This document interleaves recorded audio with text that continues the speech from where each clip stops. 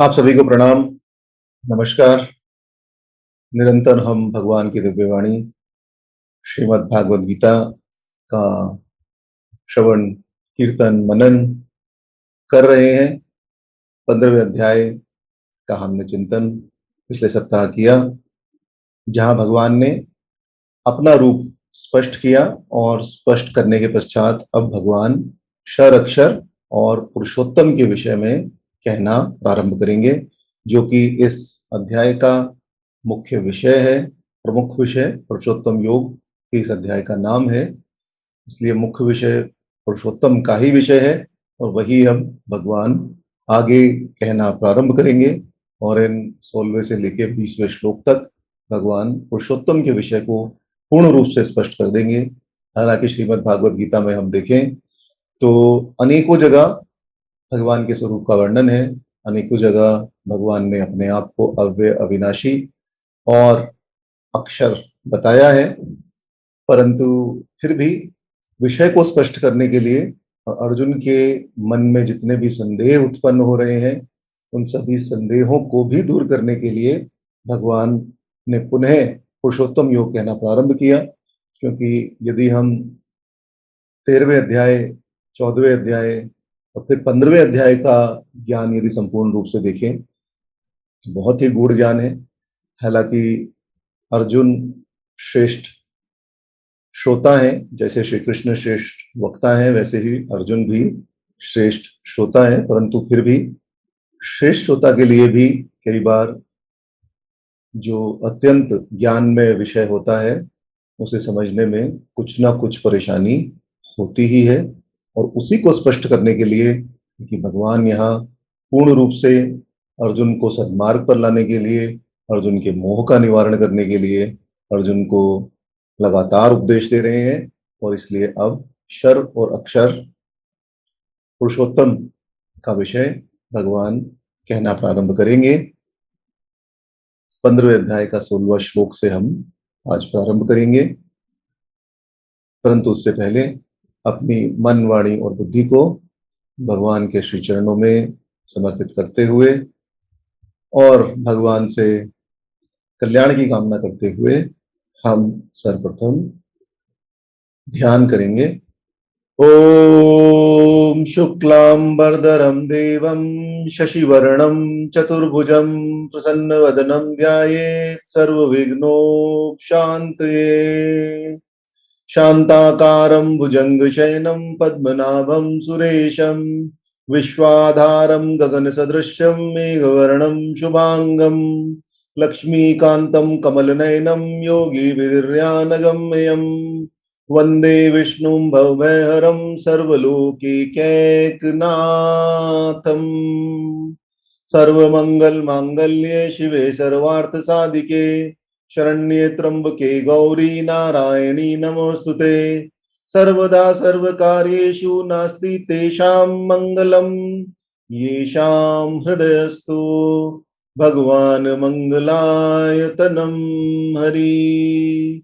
तदेव लग्नं सुदिनं तदेव ताराबलं चंद्रबलं तदेव विद्याबलं देवबलं तदेव लक्ष्मीपते ते गृयुगं स्मरामि। लाभस्तेषा जयस्तेषा कुत्स्तेषा पराजयः येषामिन्दीवर्षामो हृदयस्थो जनार्दनः। विनायकं गुरुं भानुं ब्रह्मा विष्णु महेश्वरान् सरस्वतीं प्रणम्यादो सर्वकार्यार्थसिद्धये। अभिषिक्तार्थसिद्ध्यर्थं पूज्यतो ये सुरासुरे सर्वविघ्नहरस्तस्मै गणाधिपतये नमः। ओम प्रहलाद नारद पराशर पुंडरीक व्यासाम्बरीश शुक शौनक भीष्मदाल्भयान रुक्मांगदा अर्जुन विभीषण युधिष्ठिरादीन पुण्यानिमान परम भागवतान स्मरामि। अश्वत्थामा बलियासो हनुमानश्च विभीषणः कृपरशुरामश्च सप्तेत चिरजीवनः। सप्तेतान् संस्मरे नित्यं मार्कण्डेयमतष्टमम्। जीवेत वर्ष शतं साग्रमपमृत्यु विनश्यति। ओम नारायणं नमस्कृत्यं नरं चैव नरोत्तमं देवीं सरस्वतीं व्यासं ततो जयमुदीरयेत्। व्यासाय विष्णुरूपाय व्यासरूपाय विष्णवे नमो वै ब्रह्मनिधये वसिष्ठाय नमो नमः। वेदे रामायणे चैव पुराणे भारते तथा आदावन्ते च मध्ये च हरिः सर्वत्र गीयते। नमोऽस्तु ते व्यास विशालबुद्धे फुलारविन्दायतपत्नेत्रं येन त्वया भारततैलपूर्णे प्रज्वालितो ज्ञानमय प्रदीप। ॐ सर्वोपनिषदो गावो दुग्धा गोपालनन्दनः पार्थो वत्स सुधीर्भोक्ता दुग्धं गीतामृतं महत्। वसुदेवसुतं देवं कंसचाणूरमर्दनं देवकी परमानन्दं कृष्णं वन्दे जगद्गुरुम्। श्रीकृष्ण गोविन्द हरे मुरारे हे नाथ नारायण वासुदेव मात पिता स्वामी सखा हमारे। हे नाथ नारायण वासुदेव हरे राम राम राम हरे हरे। हरे कृष्ण कृष्ण कृष्ण हरे हरे हरे राम राम राम हरे हरे। हरे कृष्ण कृष्ण कृष्ण हरे हरे। ओम नमो भगवते वासुदेवाय। ओम नमो पितामहाय। ओम नमो प्रजापतिभ्य। ओम नमो कृष्णोदयपुनाय। ओम नमो सर्वविघ्न विनायकेभ्य। जय जय श्री राधे श्याम। जय जय श्री सीताराम।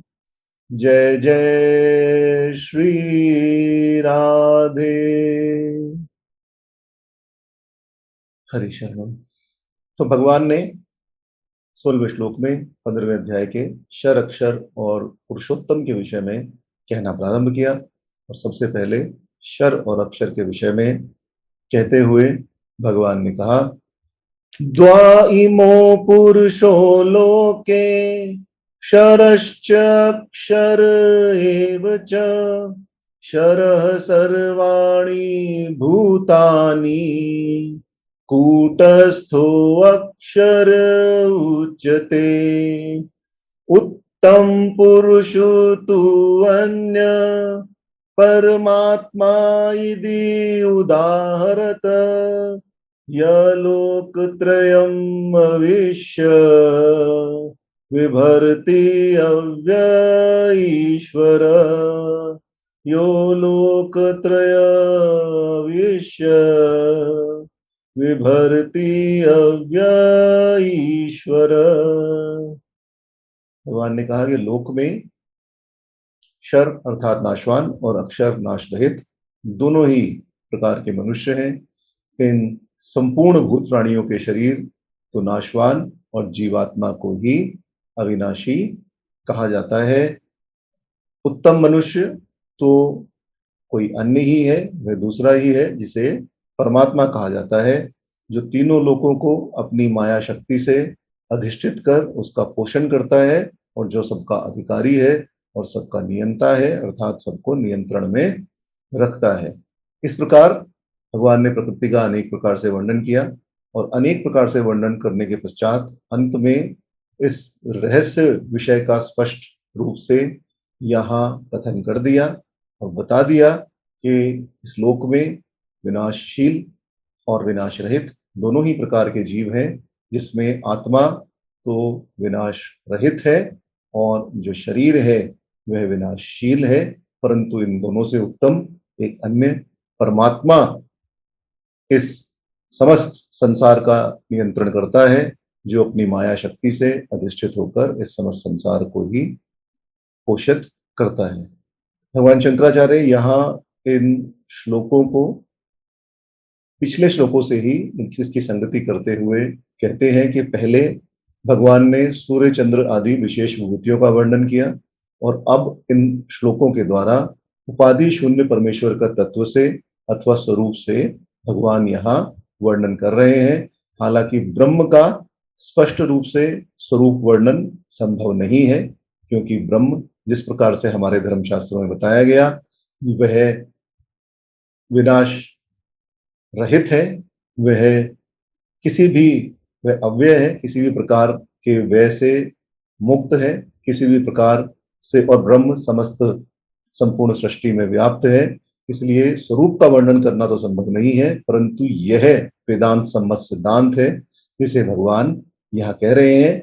और इस प्रकार ब्रह्म के कार्यों का परिचय देते हुए ब्रह्म का तटस्थ लक्षण ही किया जा सकता है, परंतु शर अक्षर अव्यय पुरुषों की वैज्ञानिक व्याख्या जिसका जिसका इन श्लोकों में हम चिंतन कर रहे हैं, उनके अनुसार जगत के मौलिक तत्वों के रूप में इन पुरुषों को ग्रहित करने पर भी उनका विश्लेषण समझकर सृष्टि विज्ञान समझ में नहीं आ सकता, क्योंकि इतना गूढ़, इतना मुश्किल, इतना डिफिकल्ट टू अंडरस्टैंड यह पूरा सृष्टि विज्ञान है कि जब तक यह ना समझ लिया जाए कि ब्रह्म ही इसके मध्य में स्थित है, ब्रह्म ही कूटस्थ है जिसके द्वारा शरीर, शर और अक्षर दोनों एक साथ विद्यमान रहते हैं। शरीर और आत्मा का संयोग केवल ब्रह्म के द्वारा ही संभव है।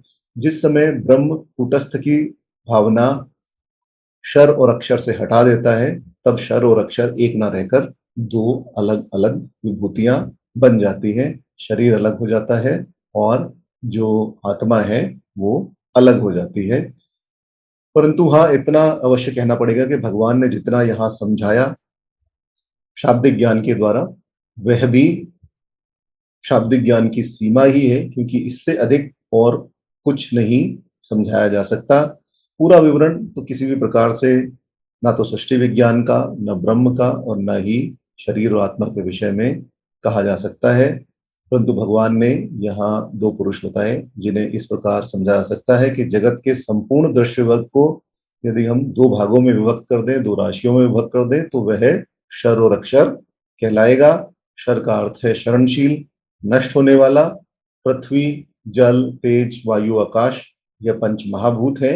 इन्हीं को भगवान ने शर कहा है। ये भूत विनाशशील है। पृथ्वी या पृथ्वी से बने पदार्थ, जल या जल से बने पदार्थ, तेज या उससे बने पदार्थ, वायु, आकाश, यह सभी विनाशशील होने के कारण ही शर कहे गए। जब इनकी उत्पत्ति होती है तो इनका विनाश भी निश्चित ही है। जो उत्पन्न हुआ है वह अवश्य ही नष्ट होगा ही। श्रीमद् भागवत गीता में भी यह सिद्धांत प्रतिपादित किया गया है और धर्मशास्त्रों में अन्य जगह भी कहा गया है कि यज्ञ जन्यम तद् नित्यम, जिसका जन्म हुआ है उसकी समाप्ति तो होगी ही। इसलिए यही दर्शनों का सर्वमान्य सिद्धांत है और इसी के अनुसार जितने भी उत्पत्तिशील भूत हैं, प्राणी हैं, उनका भी विनाश होना निश्चित ही है। इसी कारण वह विनाशशील, शरणशील या शर पुरुष कहे गए। जगत में इस शर पुरुष के अतिरिक्त एक अन्य भी यदि हम कहें तो शर के अतिरिक्त क्या है? शर के अतिरिक्त दूसरा जो तत्व है, इस प्रकार हमने कहा कि आप दो भागों में संपूर्ण सृष्टि को विभक्त कर सकते हैं, शर और अक्षर। तो पहला शर है जो विनाशशील है और दूसरा जो तत्व है वह है अक्षर, और उसका परिचय देने के लिए ही उसे कूटस्थ बताया गया। वह शर से विपरीत धर्म वाला है। शर विनाशशील है और अक्षर विनाश रहित है। भगवान शंकराचार्य अक्षर को भगवान की माया शक्ति ही मानते हैं। माया शक्ति ही क्यों मानते हैं? क्योंकि माया शक्ति ही शर पुरुष की उत्पत्ति का बीज है। भगवान स्वयं ही कह रहे हैं कि सबकी उत्पत्ति मेरे द्वारा ही होती है। उसी माया शक्ति से संपूर्ण शर पुरुषों का उदय होता है। माया भगवान की शक्ति होने के कारण नित्य ही मानी गई है। जब परब्रह्म नित्य है तो परब्रह्म की शक्ति भी नित्य ही होगी। इसलिए यहाँ उसे शर से विपरीत स्वभाव वाला कहा गया। भगवान की माया ही अक्षर पुरुष है। वही माया या अक्षर पुरुष संसार के समस्त प्राणी वर्ग द्वारा किए जाने वाले सभी काम में कर्मों से उत्पन्न संस्कारों का भी आश्रय बनती है और सभी प्राणियों को जीवन शक्ति, चेतना शक्ति भी प्रदान करती है। जो यहाँ इन श्लोकों में कूटस्थ शब्द आया है, उसका भगवान शंकराचार्य ने दो अर्थ किए हैं। एक अर्थ है राशि, जैसे राशि के समान स्थित हो, वह कूटस्थ कहा जाता है। इसका अर्थ यहाँ यही होगा कि क्षर और अक्षर पुरुष के प्रत्यक्ष मानकर यदि हम प्रत्यक्ष माने और संसार को देखें तो संसार दो अलग अलग राशियों में विभक्त है और उनमें भी अक्षर पुरुष शर पुरुष के ऊपर प्रतिष्ठित है। पहले शर पुरुष और उसके बाद अक्षर पुरुष। तो इस प्रकार शर पुरुष की राशि अथवा अक्षर पुरुष को शर पुरुष के ऊपर स्थापित होने के कारण ही उसे कूटस्थ भी कहा गया। दूसरा अर्थ जो भगवान शंकराचार्य ने यहाँ किया है वह कूटस्थ का अर्थ कुटिलता किया है। कूट, माया, वंचना, कुटिलता, यह सभी पर्यायवाची शब्द एक ही बात को बतलाने वाले हैं। इनके अनुसार अनेक प्रकार की माया अथवा विविध मिथ्या रूपों में स्थित रहने वाला कूटस्थ भी कुटिलता का ही उदाहरण हुआ। भगवान की जो माया शक्ति है, जिसे अभी अक्षर कहा गया, वह तो माया ही है। उसका जितना भी विस्तार इस समस्त संसार में हुआ है वह सभी मिथ्या है, क्योंकि वह सदैव एक रूप से समन्वित नहीं रहता। केवल ब्रह्म ही एक रूप से समन्वित रहता है और इसी के कारण जो यह समस्त माया शक्ति है वह भी एक प्रकार से, और जिस जगत का वह निर्माण करती है वह भी मिथ्या ही है। भगवान शंकराचार्य इसकी अक्षरता और श्रणशीलता के अभाव का कारण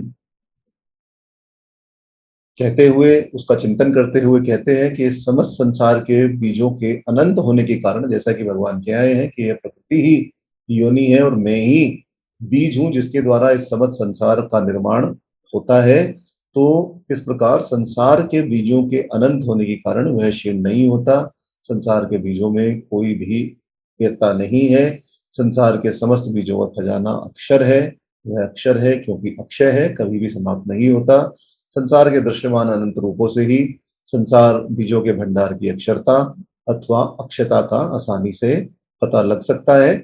शर और अक्षर नाम के दोनों पुरुषों से विलक्षण जगत का निर्माण एक तीसरा पुरुष है, जिसे श्लोक में परमात्मा कहा गया, जिसका अर्थ अव्यय और ईश्वर आदि शब्दों से भी इस श्रीमद् भागवत गीता में भी और अन्य धर्मशास्त्रों में भी किया गया है।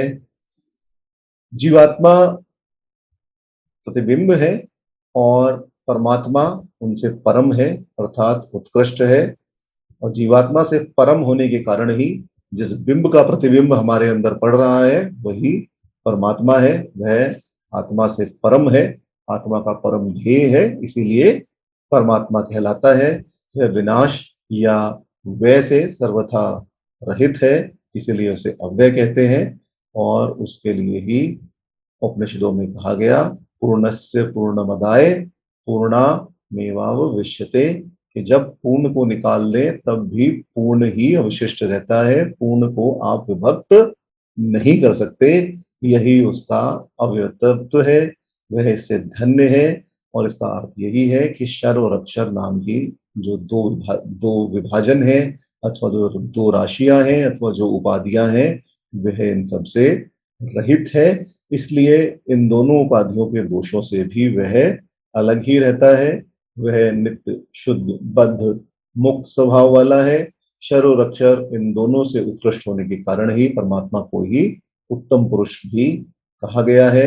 वेदांत अर्थात उपनिषद और सूत्रों में परमात्मा का ऐसा ही स्वरूप निदर्शित हुआ है। और यह भी कहा गया है कि भू, भव और स्वः, इन तीनों लोकों में वह अपनी चैतन्य शक्ति से प्रवेश करके इनके स्वरूप का एक प्रकार से विधारण करता है।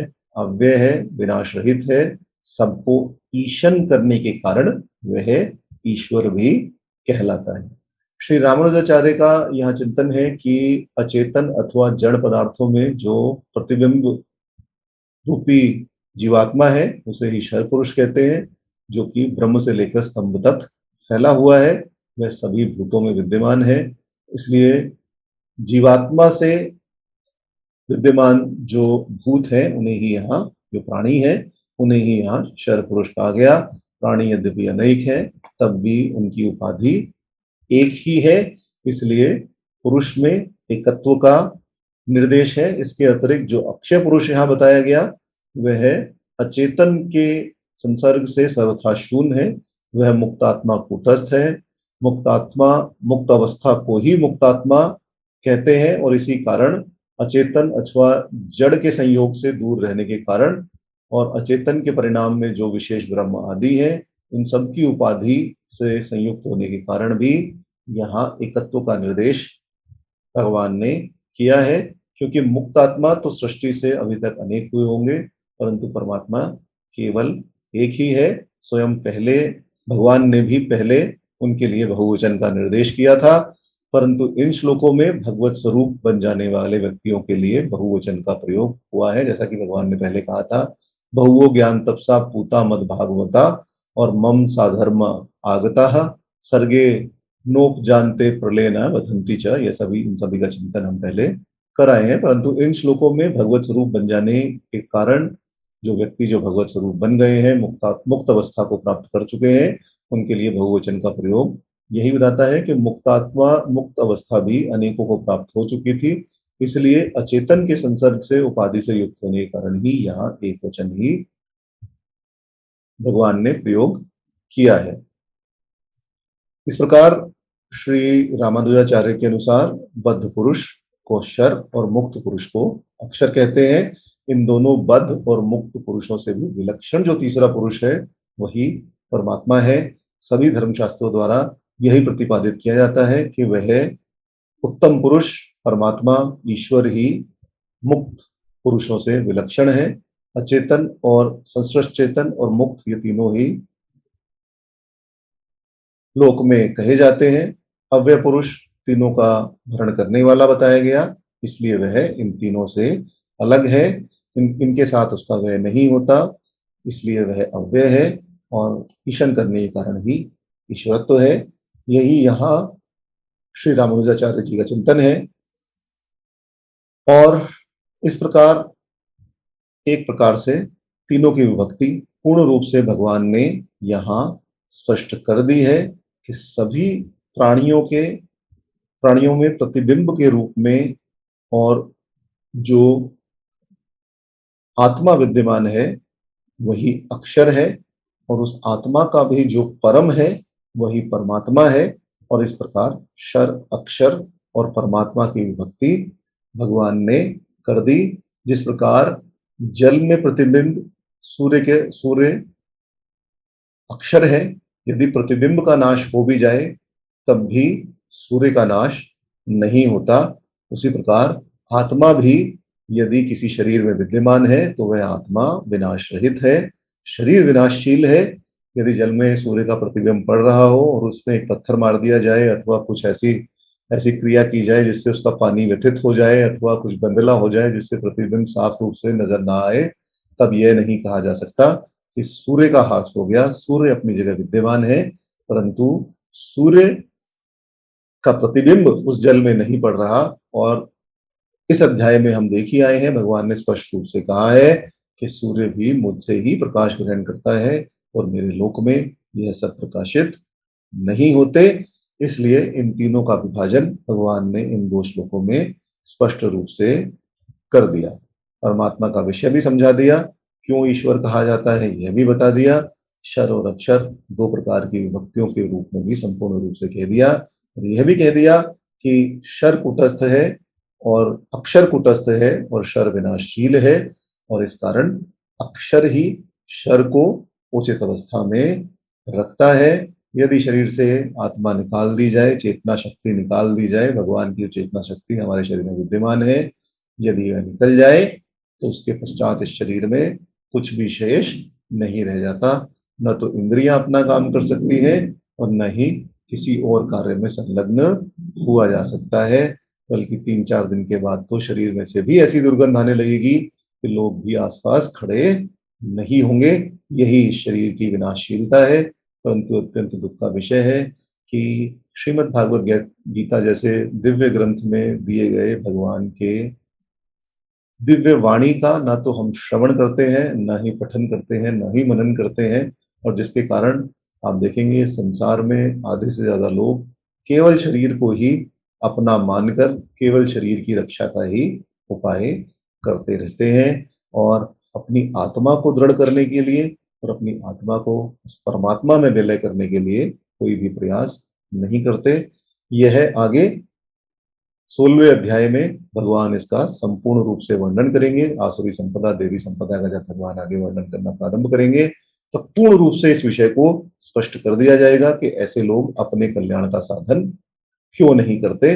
परंतु मुख्य कारण यही है कि शर, अक्षर और परमात्मा के विषय में वह हमेशा सम्मोह में बने रहते हैं, मोहित हुए रहते हैं, और जिसके कारण कभी भी अपनी कल्याण साधना का प्रयत्न ही नहीं करते। अब भगवान यह कहते हुए कि मैं ही पुरुषोत्तम रूप में यहां तुम्हें ज्ञान दे रहा हूं, जो मैं उपदेश कर रहा हूं वह मैं ही हूं, और मैं ही समस्त लोकों में और वेद में पुरुषोत्तम के नाम से विख्यात हूं। इसको भी स्पष्ट करते हुए भगवान यहाँ आगे कहना प्रारंभ करते हैं। यस्मात् शरम अतीत अहम अक्षरातपि च उत्तम अतः अस्मि लोके वेदे च प्रथितः पुरुषोत्तम अतः अस्मि लोके वेदे च प्रथितः पुरुषोत्तम। भगवान कहते हैं कि मैं ही शर से परे और अक्षर से भी उत्तम हूं, इसलिए लोक और वेदों में पुरुषोत्तम के नाम से मैं ही विख्यात हूं। जिस ईश्वर की भगवान ने पहले व्याख्या की उसका पुरुषोत्तम नाम प्रसिद्ध है। पुरुषोत्तम इस नाम के निर्वचन के लिए ही, इस नाम को बताने के लिए ही इस श्लोक का विषय कहा गया। पुरुषोत्तम का जो लौकिक शाब्दिक अर्थ है अथवा जो आसानी से समझ में आने वाला अर्थ है वह है पुरुषों में उत्तम, अर्थात पुरुषों में श्रेष्ठ। और पुरुष मनुष्य का भी पर्याय है, इसलिए पुरुषोत्तम का अर्थ नर श्रेष्ठ भी किया जा सकता है। परंतु पुरुषोत्तम इस नाम का रहस्य वास्तव में उसके मनुष्यों में श्रेष्ठ होने से नहीं है, नरों में श्रेष्ठ होने से नहीं है, परंतु संसार में व्याप्त जो क्षर, अक्षर और अव्यय नाम के तीन पुरुष बताए गए उनमें क्षर और अक्षर से अतीत और उत्तम होने के कारण ही अव्यय पुरुष को पुरुषोत्तम कहा गया।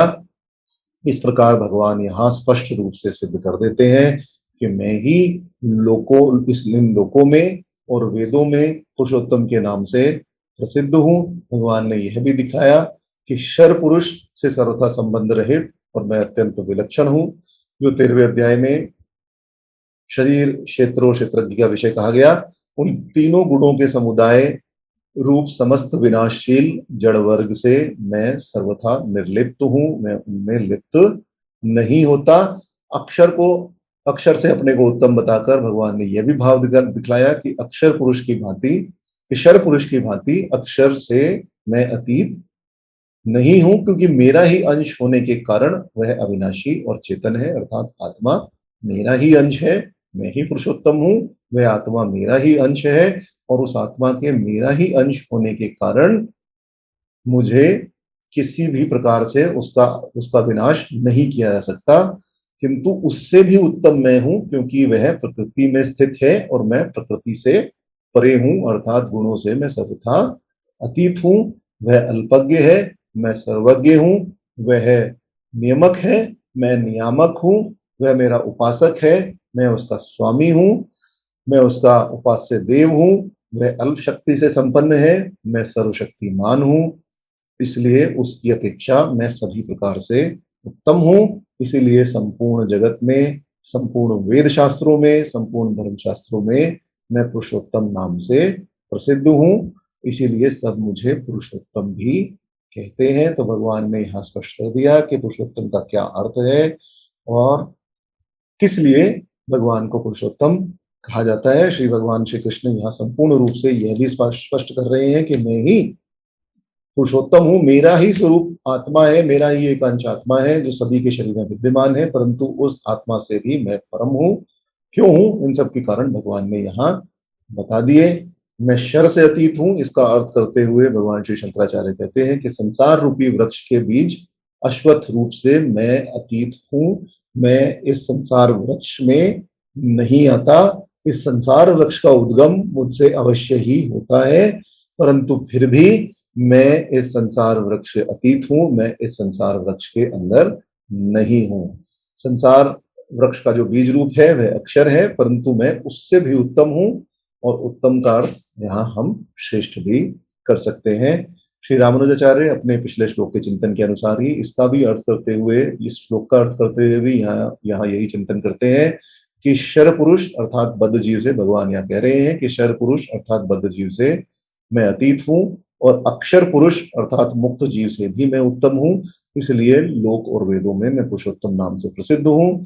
लोक का अर्थ श्री रामानुजाचार्य ने यहाँ स्मृति भी किया है, क्योंकि स्मृतियां अपने अर्थ को पुष्ट करने के लिए उपनिषदों का ही अवलोकन करती हैं। तो श्री रामानुजाचार्य यहाँ यह भी स्पष्ट करते हैं कि भगवान ही समस्त धर्मशास्त्रों में और जहां कहीं भी भगवान का वर्णन आया है वहां भगवान सभी शर अक्षर अव्यय से अतीत परमपिता पुरुषोत्तम ही है।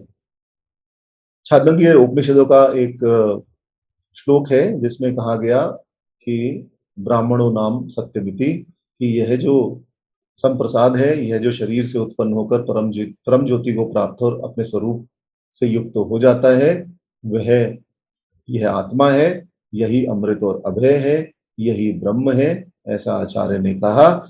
और इस ब्रह्म का सत्य यह है, नाम है। इस प्रकार पुराणों में भी यदि हम देखें तो रघुवंश महाकाव्य में हम देखें तो उसमें कहा गया हरिरथ पुरुषोत्तम स्मृतः। इन सभी काव्यों में भी सभी जगह पुरुषोत्तम रूप में ही भगवान का वर्णन किया गया है। इस प्रकार पुरुषोत्तम का अर्थ उत्कृष्ट, नियत्व, निर्गुणत्व, चेतनत्व आदि धर्मों से भी बताया जा सकता है।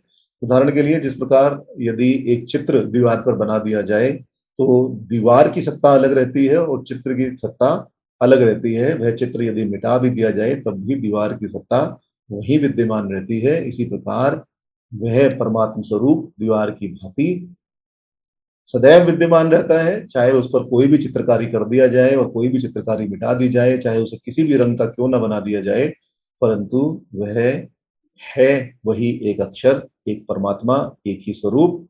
भगवा तो हमारा है ही, हरा भी हमारा है, सफेद भी हमारा है और नीला रंग भी हमारा ही है। सभी सनातन धर्म से ही उत्पन्न हुए हैं और सभी सनातन धर्मियों के ही हैं। तो परमात्मा को आप चाहे किसी भी रंग में पोतने का प्रयास करें, परंतु है वो एक अक्षर अव्यय परमात्मा ही, जिसे भगवान श्री कृष्ण यह कह रहे हैं कि वह पुरुषोत्तम मैं ही हूं, अर्थात मैं ही उस पुरुषोत्तम रूप में स्थापित होकर तुम्हें यहाँ यह योग कह रहा हूं। मैं ही पुरुषोत्तम हूं, मैं ही परमात्मा हूं, मैं ही ईश्वर हूं। अन्य सभी का मैं नियामक हूं, अन्य सभी को नियम में मैं ही रखता हूं। तो इस प्रकार अब जो भगवान ने अपने आप को पुरुषोत्तम कहा, अब आगे भगवान को पुरुषोत्तम समझने वाले पुरुष की महिमा और लक्षण भगवान कहते हैं। य माम एवं असमूढ़ जानाति पुरुषोत्तमं स सर्ववृत्त भजाति माम सर्वभावेन भारत। या सर्ववित्त भजति माम सर्वभावेन भारत। भगवान कहते हैं कि हे भारत, जो मोहीन मनुष्य मुझे इस प्रकार पुरुषोत्तम रूप से जानता है, वह सदैव मुझे मेरा ही संपूर्ण भाव से भजन करता है, अर्थात मेरा अनन्य भक्त हो जाता है।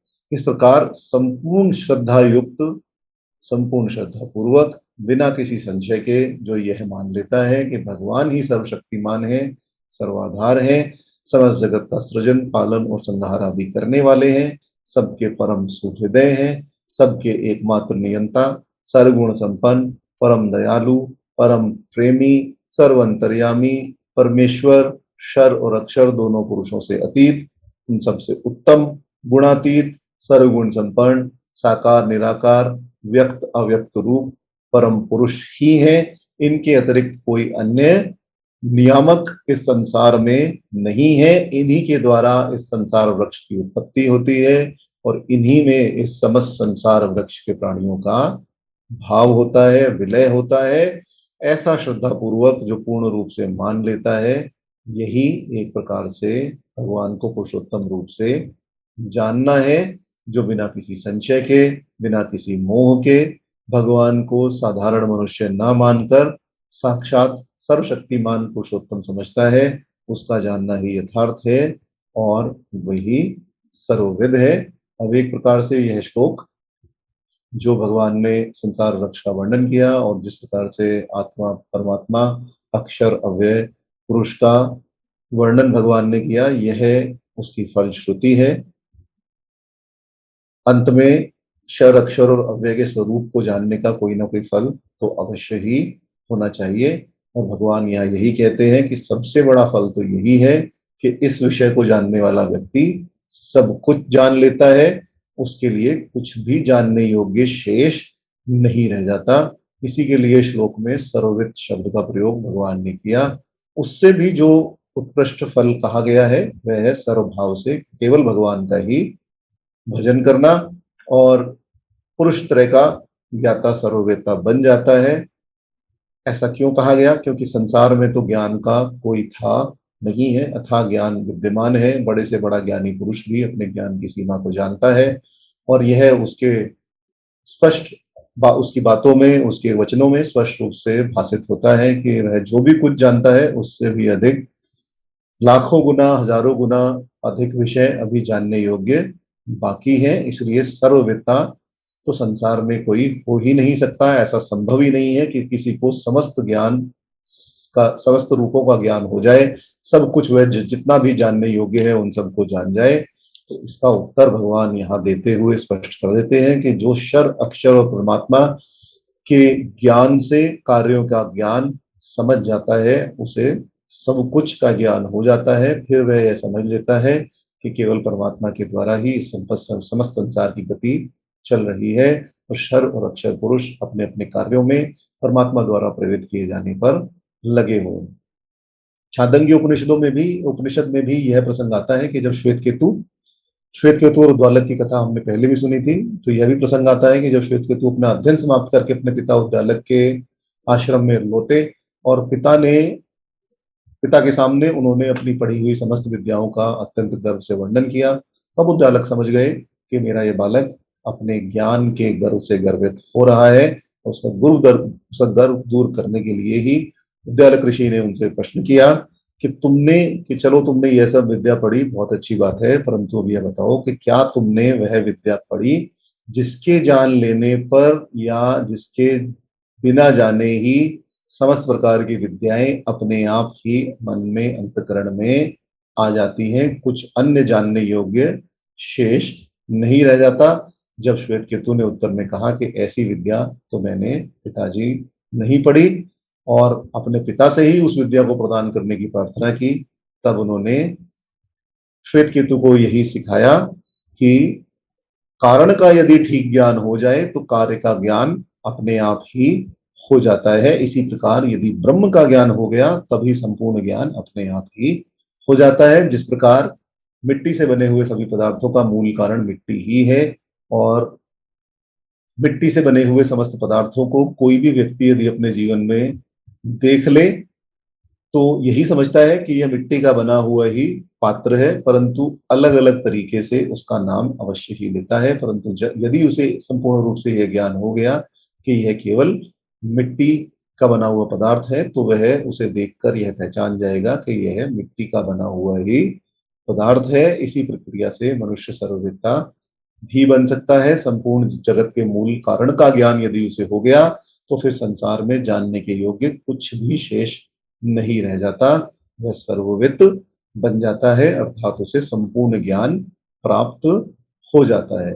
यहाँ जो तीनों पुरुषों का वर्णन किया गया वह तीनों पुरुष और उनमें भी अव्यय पुरुषोत्तम समस्त जगत का मूल कारण है। उसी मूल कारण को भगवान ने यहाँ समझाया है और उसी के ज्ञाता को भगवान ने सर्ववित्त भी कहा है।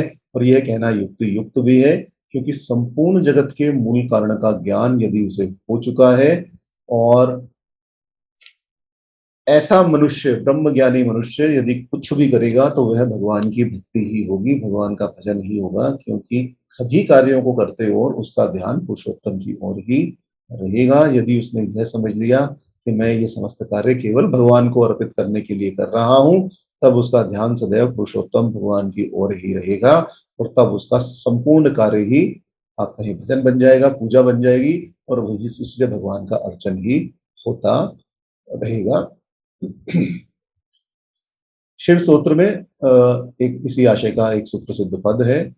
आत्मत्वम गिरिजामति सहचरा प्राणा शरीरम ग्रहम पूजा ते विषयोपभोग रचना निद्रा समाधि स्थिति संचार पद्यो प्रदक्षिणा विधि स्तोत्राणि सर्वगिरो यत कर्म करोमि तत्खिलम शंभो तवारनाथम।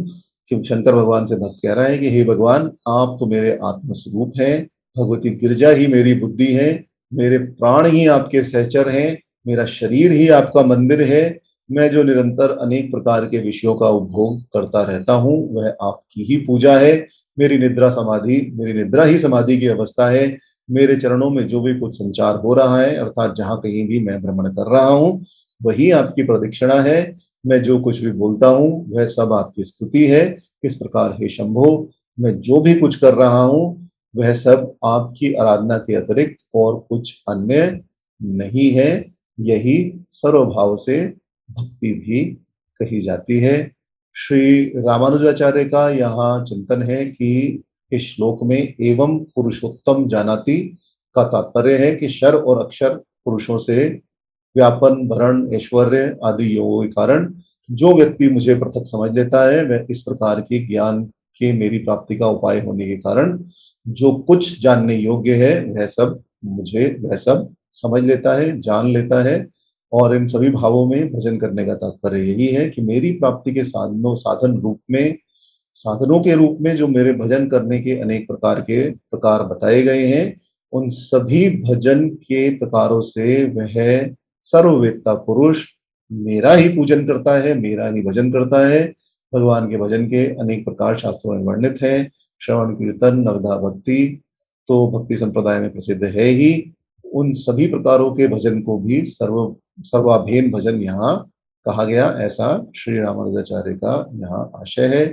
भगवान की सर्वतो भावेन भक्ति के लिए भगवान के स्वरूप और ज्ञान और भक्ति के प्रकारों का ज्ञान होना भी आवश्यक है। और इस प्रकार, और यह भी कहा जा सकता है कि यदि भक्ति का ज्ञान ही प्राप्त नहीं होगा तब वैसी भक्ति कैसे संभव होगी। तो सर्ववेत्ता पुरुष को ही ऐसी भक्ति प्राप्त करने का सौभाग्य मिलता है, क्योंकि सर्ववेत्ता होने के कारण वह भगवान के स्वरूप और भक्ति के प्रकारों को जान जाता है। श्री रामानुजाचार्य ने यहाँ यह भी चिंतन किया है कि भगवान की दो प्रकार की प्रीति का संपादन इस ज्ञान से होता है, दो प्रकार की प्रेम का ज्ञान इस प्रकार के ज्ञान से होता है। एक तो भगवत विषयक सभी ज्ञातव्य जितनी भी जानने योग्य बातें हैं, उन सब को जानने से भगवान का प्रेम अवश्य ही प्राप्त होता है, और इसी प्रकार से सब प्रकार की सेवा उन्हीं को समर्पित करने से भी प्रेम की प्राप्ति होती है। और इस प्रकार उपयुक्त ज्ञान से संपन्न पुरुष सभी दोनों प्रकार की भगवत प्रीति को प्राप्त कर लेता है, सभी प्रकार से भगवान का शरणागत होकर भगवान के ही तत्व में विलीन हो जाता है। भक्ति के आचार्य यहाँ यह भी कहते हैं कि श्रीमद् भागवत गीता का यह श्लोक ज्ञान को भक्ति के अंग के रूप में स्वीकार करता है। सर्ववित होने के पश्चात उसका उपयोग भक्ति या भजन में बताया गया, और ज्ञान और भक्ति एक दूसरे के पोषक हैं ही। बिना ज्ञान के भक्ति नहीं हो सकती, और भक्ति के बिना पूर्ण ज्ञान प्राप्त नहीं हो सकता। तो एक प्रकार से भगवान ने जिस भक्ति योग का पहले वर्णन किया था, उसका इस ज्ञान योग से समन्वय यहाँ भगवान ने कर दिया है। चरम लक्ष्य को यदि हमें प्राप्त करना है तो कर्म, उपासना और ज्ञान, यह तीनों ही पथ बताए गए। इनमें से किसी एक पथ पर चलकर ही संपूर्ण ज्ञान की प्राप्ति हो सकती है, चरम लक्ष्य को प्राप्त किया जा सकता है, मोक्ष की प्राप्ति हो सकती है। भारतीय संस्कृति में यह सभी स्वीकार किए गए। धर्मशास्त्रों में, हमारे धर्मशास्त्रों में अनेकों वर्णन है कि केवल इन्हीं के द्वारा भगवान की प्राप्ति संभव है और यह तीनों परस्पर एक दूसरे के पोषक हैं। किसी को यदि हम नीची दृष्टि से देखेंगे, हे दृष्टि से देखेंगे, तो दूसरे की पूर्णता में भी पूर्ण रूप से संदेह रहेगा। अब यदि ज्ञान मार्गी कहे कि भक्ति मार्ग में कुछ नहीं रखा, भक्ति तुम्हें नहीं करनी चाहिए, केवल ज्ञान का ही आश्रय लेना चाहिए, तब बिना भक्ति के यदि हम ज्ञान का आश्रय लेंगे तो उसका जो फल मिलेगा वह शून्य ही होगा। और इसी प्रकार यदि भक्ति मार्गी कहे कि ज्ञान मार्ग बेकार है, ज्ञान मार्ग के विषय में नहीं समझना चाहिए, तो भगवत गीता जैसे दिव्य ग्रंथ का अर्थ भी समझने बिना ज्ञान के नहीं आएगा।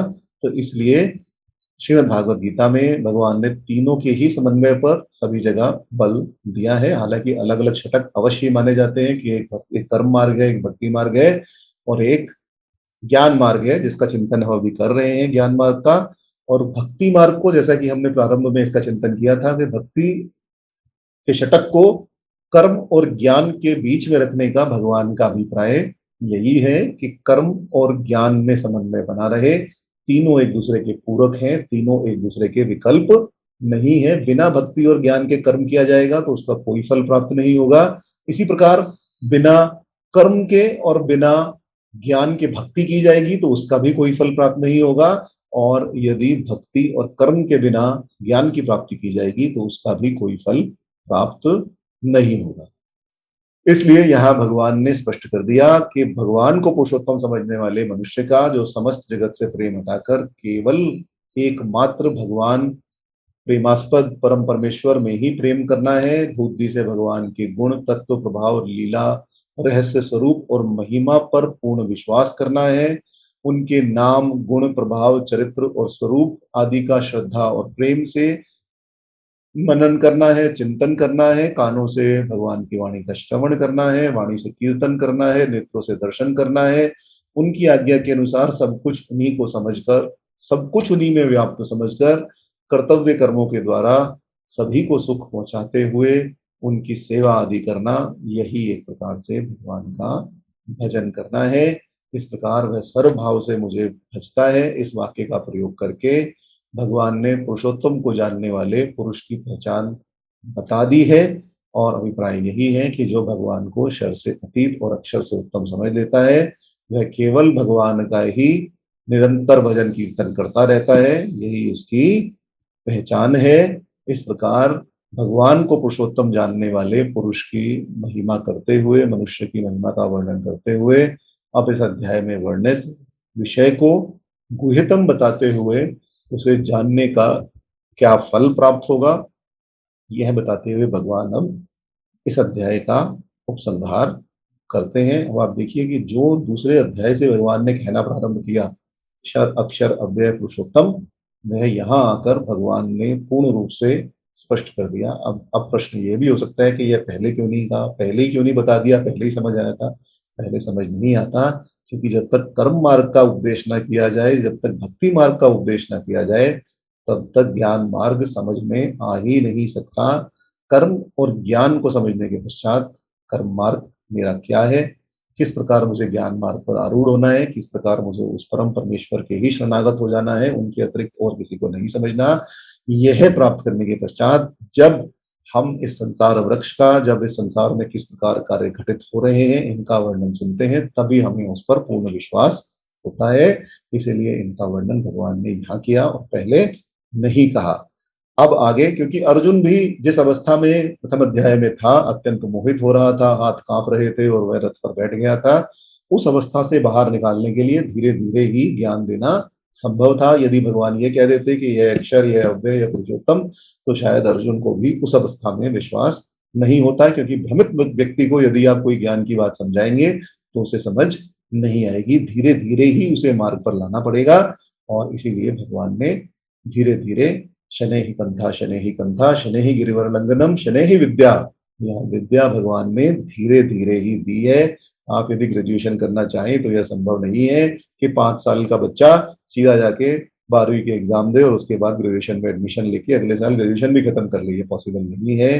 करना है तो एक मार्ग पर चलना पड़ेगा और उस मार्ग पर चलते चलते ही धीरे धीरे ज्ञान की पूर्णता होगी।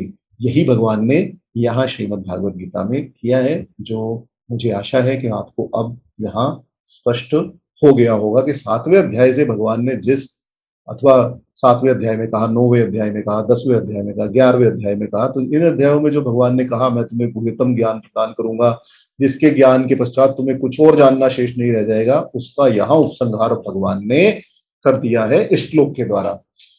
इति गुह्यतम शास्त्रमिदं उक्तमया अनग एतत् बुद्ध्वा बुद्धिमान् स्यात् कृत्य च भारत एतत् बुद्ध्वा बुद्धिमान् स्यात् कृत्यश्च भारत। भगवान ने कह दिया कि हे निष्पाप अर्जुन, इस प्रकार मैंने तुम्हें, ये अनघ, अनघ का अर्थ होता है जिसने पाप ना किया हो, जो निष्पाप हो, इस प्रकार उन्होंने कह दिया कि इस प्रकार मैंने तुम्हें यह अत्यंत रहस्यमय गुप्त रखने योग्य शास्त्र सुनाया है। हे भारत, इसे जानकर मनुष्य ज्ञानवान और कृतकृत्य हो जाता है। इसे गुह्यतम बताकर भगवान ने यहाँ यह भाव दिखाया है कि इस अध्याय में मुझ सगुण परमेश्वर के गुण, प्रभाव, तत्व और रहस्य की बातें प्रधानता से कही गई, इसलिए यह अतिशय गुप्त रखने योग्य है। मैं हर किसी के सामने अपने इस गुण, प्रभाव, तत्व और ऐश्वर्य को प्रकट नहीं करता, परंतु तुम अनघ हो, तुम निष्पाप हो, पाप तुम्हारे अंदर नहीं है, तुम्हारा अंतकरण शुद्ध और निर्मल है, इसलिए तुम मेरे इस परम गुप्त रखने योग्य गुह्यतम उपदेश को सुनने के और धारण करने के अधिकारी हो, परंतु तुम्हें भी अपात्र के समान इस रहस्य को, अपात्र के सामने इस रहस्य को नहीं कहना चाहिए। अब ये आप एक प्रश्न यह भी करेंगे कि बार बार हमारे धर्मशास्त्रों में यह क्यों कहा जाता है कि अपात्र को नहीं कहना चाहिए। यह इसलिए है क्योंकि यदि किसी की श्रद्धा भगवान में नहीं है और आप उसे इस प्रकार का ज्ञान देंगे तो वो कहेगा यह सब बकवास है, ऐसा कुछ नहीं है। जैसा कि अगले अध्याय में हम जब आसुरी प्रवृत्ति का चिंतन करेंगे तब हम वहां देखेंगे इन इस प्रकार के लोगों का यही कथन होता है, और भगवान ने यह स्पष्ट कर दिया है अगले अध्याय में कि आसुरी संपदा से युक्त जो लोग हैं उनका यही कथन होता है कि मैं ही भगवान हूँ। पुरुष और स्त्री के संयोग से ही यह समस्त संसार आगे चलता है, चाहे आप किसी भी योनि में क्यों ना ले लें, केवल मेल और फीमेल के द्वारा ही यह संसार आगे बढ़ता है। कोई इस संसार का नियामक नहीं है, न कोई आत्मा है, न कुछ है। जब तक शरीर है तब तक हम हैं, शरीर के बाद सब खत्म। न शरीर रहा और न कुछ और रहा, तो वह केवल अपने शरीर का पोषण करने में ही लगे रहते हैं, चाहे चोरी करनी पड़े, चाहे डाका डालना पड़े, चाहे किसी भी प्रकार से बलपूर्वक किसी का धन हरण करने की बात हो, चाहे किसी की स्त्री हरण करने की बात हो, सभी प्रकार के कार्य वह करते हैं। और भगवान 16वें अध्याय में कहेंगे कि वह नीचे नरक में ही गिरते हैं। इसलिए संपूर्ण धर्मशास्त्रों में यही उपदेश दिया जाता है कि उसको कहो जिसकी इसे सुनने में श्रद्धा हो, जिसकी भगवान में श्रद्धा हो, जो अपनी कल्याण प्राप्ति का साधन करना चाहता हो। जो अपनी कल्याण प्राप्ति का साधन करना चाहता ही नहीं, उसके लिए यह सब कहना कोई आवश्यक नहीं है। भगवान श्री शंकराचार्य यहाँ कहते हैं इस श्लोक के चिंतन में कि वैसे तो पूरी गीता ही एक शास्त्र है, परंतु उसमें भी 15वें अध्याय का शर, अक्षर और अव्यय प्रकरण जो हमने 16वें से अभी 20वें श्लोक तक जिसका चिंतन किया, यह एक प्रकार से स्वतंत्र शास्त्र कहलाने के योग्य है। इस प्रकरण में विशेष महत्व को बताया गया, और इस प्रकरण का महत्व इस विषय से भी है कि इस संसार के मूल तत्व का इस श्लोक में भगवान ने स्पष्टता से वर्णन कर दिया है, और यही इस प्रकरण की विशेषता को ध्यान में लाने के बाद भगवान की इस घोषणा से भी रहस्य मिलता है कि ज्ञान ते अहम सर्व विज्ञान वक्षाम शेतः न ज्ञाता नेहम भूयो ज्ञान विशेषते, कि हे अर्जुन, मैं तुम्हें विज्ञान सहित ऐसे ज्ञान का वर्णन करूंगा जो भगवान ने पहले कहा कि मैं तुझे विज्ञान सहित ऐसे ज्ञान को समझा देता हूं जिसके जानने के पश्चात कुछ भी अवशिष्ट नहीं रह जाता।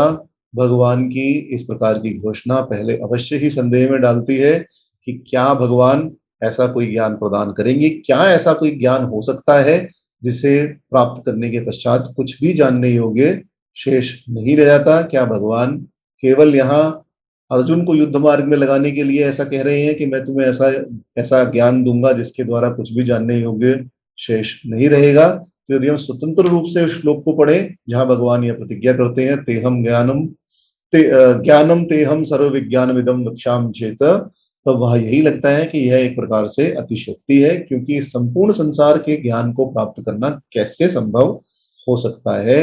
परंतु जब हम सहस्त्रों दर्शनों और नीति ग्रंथों के रहते हुए वेद, उपनिषद, वेदांत सूत्र, भक्ति सूत्र, स्मृति, पुराण, किसी भी निरुक्त घंटों किसी भी प्रकार के शास्त्र का आश्रय लेने के पश्चात और श्रीमद् भागवत गीता में जो ज्ञान वर्णित है उसका यदि हम आश्रय लें, तब इसका अर्थ संपूर्ण रूप से स्पष्ट आता है कि श्रीमद् भागवत गीता की इतनी महत्ता क्यों है। महत्ता इसलिए है कि भगवान ने इस श्रीमद् भागवत गीता में संपूर्ण ज्ञान का वर्णन कर दिया है। यदि ब्रह्म को जान लिया तो कोई अन्य विषय जानने का औचित्य ही नहीं रहा, सब कुछ अपने आप ही समझ में आ गया। ब्रह्म ज्ञानी पुरुष को कुछ अन्य जानने की आवश्यकता नहीं है। इसीलिए भगवान ने इस यहां इस प्रकरण में इसको गुह्यतम शास्त्र कहा है कि यही गुह्यतम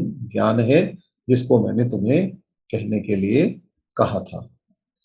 शास्त्र का अर्थ तो स्पष्ट रूप से प्रकरण के साथ ही स्पष्ट है, परंतु गुह्यतम अर्थात अत्यंत छिपा हुआ यह अंश भी ध्यान देने योग्य है।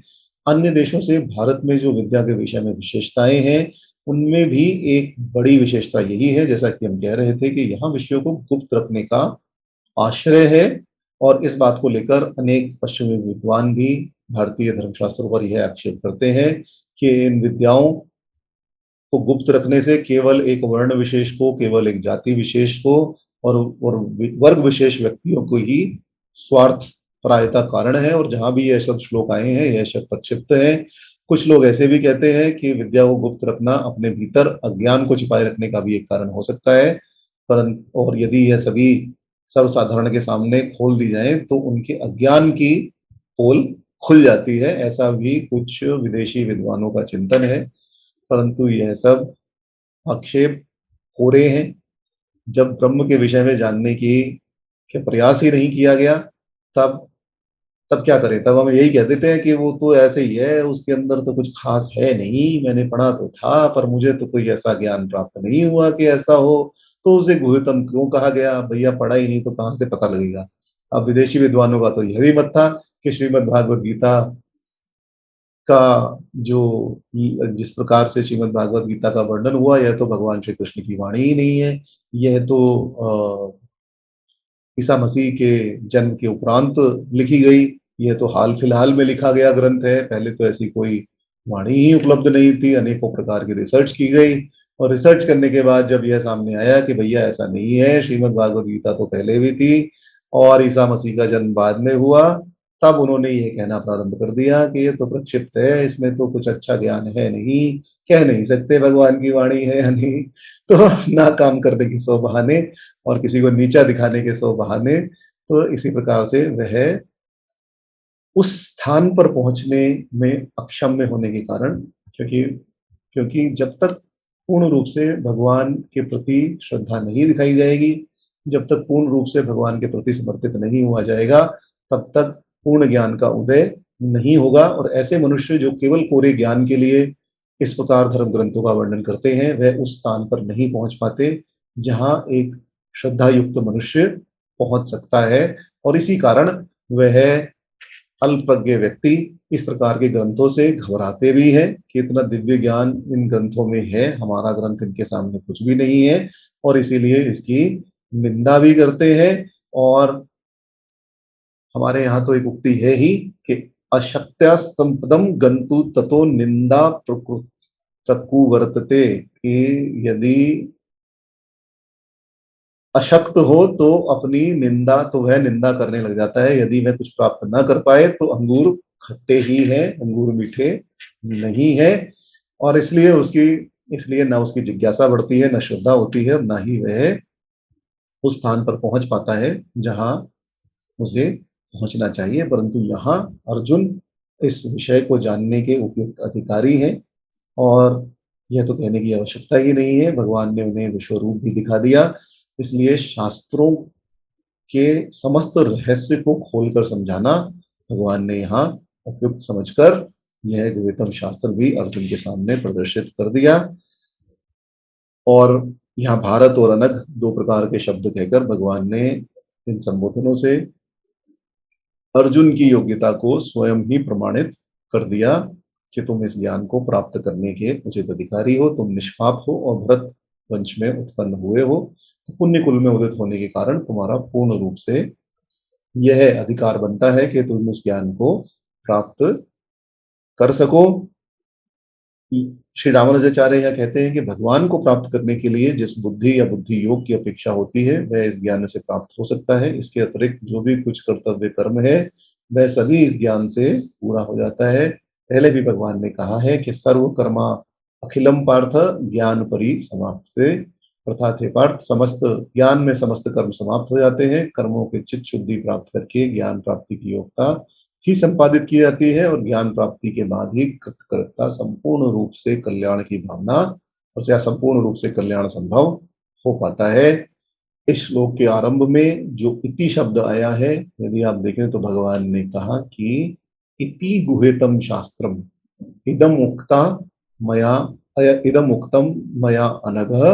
तो इति शब्द जो आया है यह भगवान ने अब एक प्रकार से पूर्ण विराम यहाँ लगा दिया। इससे यह सूचित कर दिया कि जो भी कुछ ज्ञान विज्ञान सहित गुह्यतम ज्ञान तुम्हारे जानने योग्य था वह तुम्हें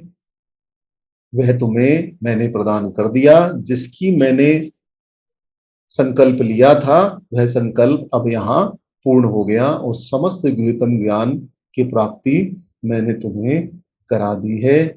बुद्धिमान स्यात् यह भगवान का एक परोक्ष निर्देश है, अर्जुन के लिए ही नहीं समस्त जन कल्याण के लिए। इससे यही सिद्ध होता है कि भगवान ने यहाँ जन कल्याण के लिए समस्त अधिकारी मनुष्यों के लिए अर्जुन के निमित्त बनाकर अर्जुन के माध्यम से यह उपदेश दिया है कि जीवन में कल्याण चाहिए तो इस 7वें अध्याय से लेकर और 13वें अध्याय तक जिस ज्ञान का वर्णन भगवान ने किया इसका संपूर्ण रूप से चरितार्थ अपने अंदर कर लो। संपूर्ण रूप से भगवान के ही चरणों की शरण लो, संपूर्ण रूप से भगवान के सामने नतमस्तक हो जाओ और यह समझ लो कि उस पुरुषोत्तम भगवान के अतिरिक्त कोई अन्य नहीं है। यही मोक्ष प्राप्ति का, यही कल्याण प्राप्ति का, यही जीवन में कृतकृत्य होने का साधन है। इसके अतिरिक्त कोई साधन नहीं है।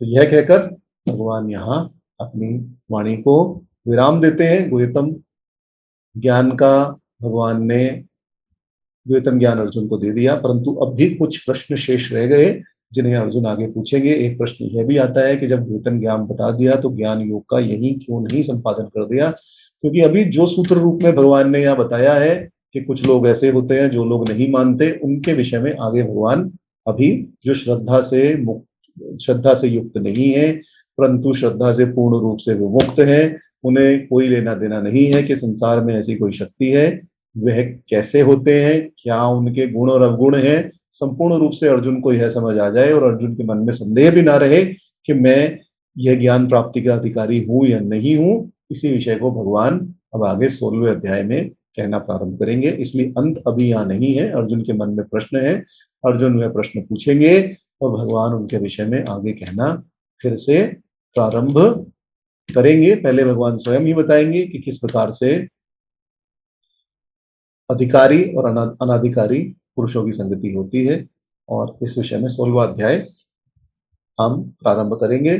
परंतु अभी 15वें अध्याय का यहाँ उपसंहार होता है। 15वें अध्याय की पूर्णता यहाँ होती है। ओम तत्सदिति श्रीमद्भागवत गीतासु उपनिषदु ब्रह्म विद्यायां योग शास्त्रे श्री कृष्ण अर्जुन संवादे पुरुषोत्तम योगो नाम पंचमदशोऽध्यायः। ओम तत्सत्। इस प्रकार श्रीमद् भागवत गीता रूपी उपनिषद में ब्रह्म विद्या के अंतर्गत योग शास्त्र में श्री कृष्ण अर्जुन संवाद का पुरुषोत्तम योग नामक 15वां अध्याय यहाँ समाप्त हुआ। बोलिए भगवान श्री कृष्ण की जय। कुछ समय कीर्तन, भगवान के नाम का स्मरण और उसके पश्चात हम 16वां अध्याय प्रारंभ करेंगे। दिनमपि रजनी सायं प्रातः शिशिरवसन्तो पुनरायातः कालक्रीडति गच्छत्यास्दपि नामुच्चयन्त आशिवायुः भज गोविन्दम् भज गोविन्दम गोविन्दम भज मूढ़मते प्राप्त सन्निहिते मरणे नाही नहि रक्षति नृकुन कर्णे भज गोविन्दम भज गोविन्दम गोविन्दम भज मूढ़मते यावद्वित्तो उपार्जन सतः ताव निज परिवारो रक्त पश्चादावति जर देहे वार्ता पृच्छति कोऽपि न गेहे भज गोविन्दम भज गोविन्दम गोविन्दम भज मूढ़मते भगवत गीता किंचित धीता गंगा जल लव कणिका पीता सुकृदपि यस्य मुरारि समच तस्य यमुपि न कुरुते चर्चा भज गोविन्दम भज गोविन्दम गोविन्दम जप भज मूढ़मते पुनरपि जननम पुनरपि मरणम पुनरपि जननी जठरे शयनम इहि संसारे खलु दुस्तारे कृपया पारे पाहि मुरारे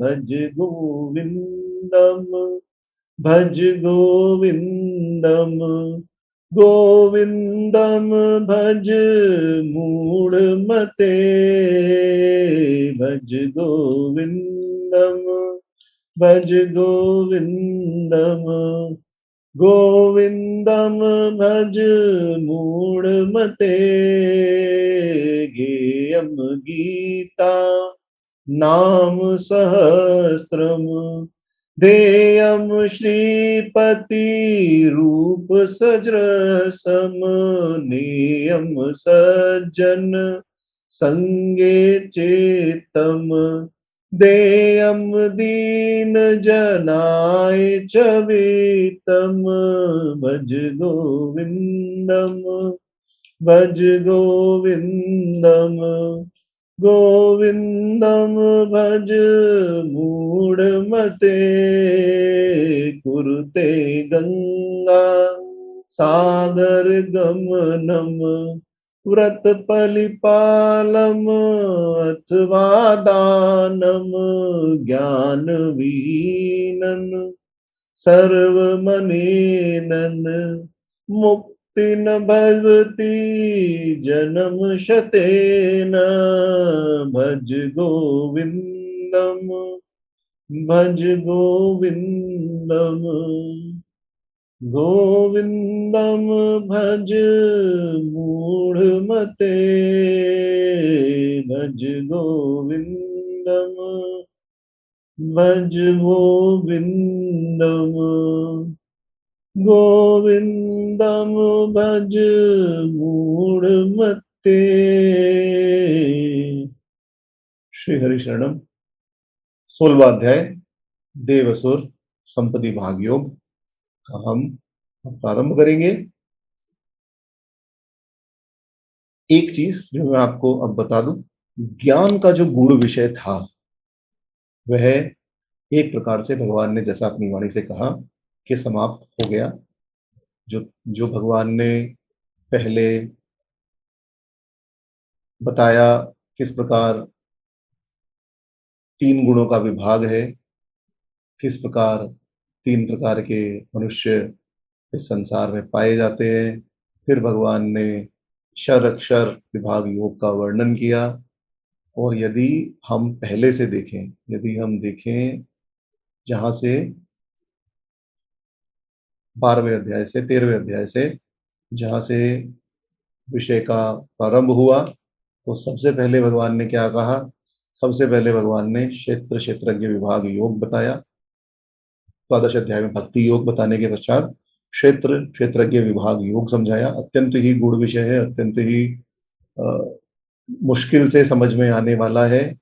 और वहां भगवान ने साकार और निराकार के उपासकों की उत्तमता, निर्णय और भगवत प्राप्ति के उपाय बताए। भगवत प्राप्त पुरुषों के लक्षण, अर्जुन ने पूछा भगवत प्राप्त पुरुषों के लक्षण क्या होते हैं, तो वह भी जिस प्रकार भगवान ने 2 अध्याय में योग भ्रष्ट अथवा योगी जनों के लक्षण बताए थे, वही लक्षण यहाँ भगवत प्राप्त पुरुषों के लक्षण भी भगवान ने बताए। फिर इसके पश्चात 13वें अध्याय में जब ये क्षेत्र क्षेत्रज्ञ विभाग योग आया, तब भगवान ने ज्ञान सहित क्षेत्र क्षेत्रज्ञ का विषय बताया और ज्ञान सहित प्रकृति मनुष्य का विषय भी बताया।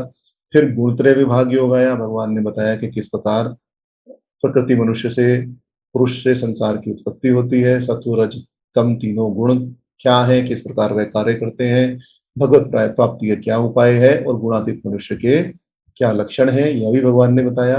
फिर आया पुरुषोत्तम योग, जिसका हमने अभी चिंतन किया। इसमें भगवान ने सर्वप्रथम संसार के वृक्ष का कथन किया, भगवत प्राप्ति का उपाय बताया, जीवात्मा का विषय कहा, प्रभाव सहित परमेश्वर के स्वरूप का वर्णन किया और फिर अक्षर अक्षर पुरुषोत्तम का विषय बताकर अध्याय का उपसंहार कर दिया। तो इस प्रकार जो गूढ़ ज्ञान भगवान ने 13वें अध्याय से देना प्रारंभ किया था और जिसका संकल्प भगवान ने राजविद्या राजगुरु योग द्वारा प्रारंभ किया था, ज्ञान विज्ञान योग में भी भगवान ने इसी प्रकार की प्रेरणा की थी। 7वें अध्याय में भी अक्षर ब्रह्म योग में भी इसी प्रकार का वर्णन आया और अब उसका निराकरण भगवान ने यहाँ कर दिया। संपूर्ण रूप से वह ज्ञान अर्जुन को दे दिया जिस ज्ञान की प्राप्ति होनी चाहिए और जो ज्ञान जानने में अत्यंत दुर्लभ है। अब भगवान यहाँ से देवी असुर संपद विभाग योग का वर्णन करना प्रारंभ करते हैं। 16वां और 17वां अध्याय समझने में अत्यंत सरल है। 13वां 14वां 15वां अध्याय, 13वां 14वां जितना मुश्किल है समझने में और 15वां में आके धीरे धीरे चीजें स्पष्ट होती हैं। 16वें अध्याय में ऐसा कुछ नहीं है। 16वां अध्याय अत्यंत ही सरलता से भगवान ने समझाया है, क्योंकि जो गुरुतम ज्ञान था वह तो दे दिया, अब सरलता से समझाया है। और 18वां अध्याय जब आएगा मोक्ष संन्यास योग, तो वह एक प्रकार से संपूर्ण गीता जी का सार रूप ही होगा। तो उसमें भी कुछ कुछ ज्ञान का विषय आएगा, परंतु पूर्ण रूप से वह सार रूप ही होगा। तो 16वें और 17वां अध्याय समझने में अत्यंत सरल है। 18वां अध्याय भी अत्यंत सरल है, क्योंकि हम पहले ही सब कुछ समझकर आ चुके हैं। अब कुछ ऐसा जानने योग्य विशेष नहीं है, हमने विस्तार से सभी श्लोकों का चिंतन किया है। तो अब हम सरल भाग की ओर आगे बढ़ते हैं। 16वां अध्याय देवी असुर संपत्ति विभाग योग। तो इसमें सबसे पहले 16वें अध्याय में यदि हम अध्याय का सार देखें, तो 16वें अध्याय में जो देव शब्द है वह परमेश्वर से संबंध रखने वाले और उनको प्राप्त कराने वाले सद्गुणों का, सदाचारों का और उन्हें धारण करने के लिए देवी संपद नाम से कहा गया। और असुरों के जैसे दुर्गुण और दुराचारों जिन्हें जानकर त्याग करने के लिए, जिनको त्याग देना चाहिए, उन्हें आसुरी संपदा के नाम से इस संपूर्ण अध्याय में विस्तार पूर्वक भगवान ने वर्णन किया है। देवी संपदा से युक्त मनुष्यों का और आसुरी संपदा से युक्त मनुष्यों का क्या उनका वर्णन है, किस प्रकार के वह कार्य करते हैं, किस प्रकार वह सोचते हैं, क्या उनमें गुण होते हैं, कैसे आप पहचान सकते हैं और जीवन में बहुत ही महत्वपूर्ण है ये जानना कि जब हम समाज में निकलते हैं, तब किसी पर विश्वास करने से पहले हम यह यदि जान लें कि वह देवी संपदा वाला है अथवा आसुरी संपदा वाला है, तब हम आसानी से अपने सभी निश्चय कर सकते हैं। तो बहुत सरलता से भगवान ने यहाँ समझा दिया है कि किस प्रकार यह जानना चाहिए कि यह देवी संपदा से युक्त है अथवा आसुरी संपदा से युक्त है, इस पर विश्वास करना चाहिए अथवा नहीं करना चाहिए। तो इसीलिए इस अध्याय का नाम देवासुर संपत्ति विभाग योग रखा गया है। इस अध्याय में सबसे पहले भगवान ने देवी संपदा को प्राप्त पुरुषों के लक्षण का विस्तार पूर्वक वर्णन करके आसुरी संपदा का संक्षेप में निरूपण किया है। फिर देवी संपदा का फल मुक्ति और आसुरी का फल बंधन बताते हुए अर्जुन को देवी संपदा से युक्त बताकर यह आश्वासन दिया है कि तुम देवी संपदा से युक्त हो, इसलिए तुम्हें इसकी चिंता करने की आवश्यकता नहीं है। इसके पश्चात देव और असुर इन दो सर्गों का संकेत करके असुर सर्ग को विस्तार से कहने के लिए भगवान ने कहा है। देवी लक्षणों से युक्त मनुष्यों के तो केवल 3 श्लोकों में ही भगवान ने वर्णन कर दिया, क्योंकि पहले भी इसका वर्णन भगवान कराए हैं योगी के रूप में और भी अन्य भगवत प्राप्त पुरुषों के वर्णन के रूप में भगवान इन गुणों का वर्णन कराए हैं।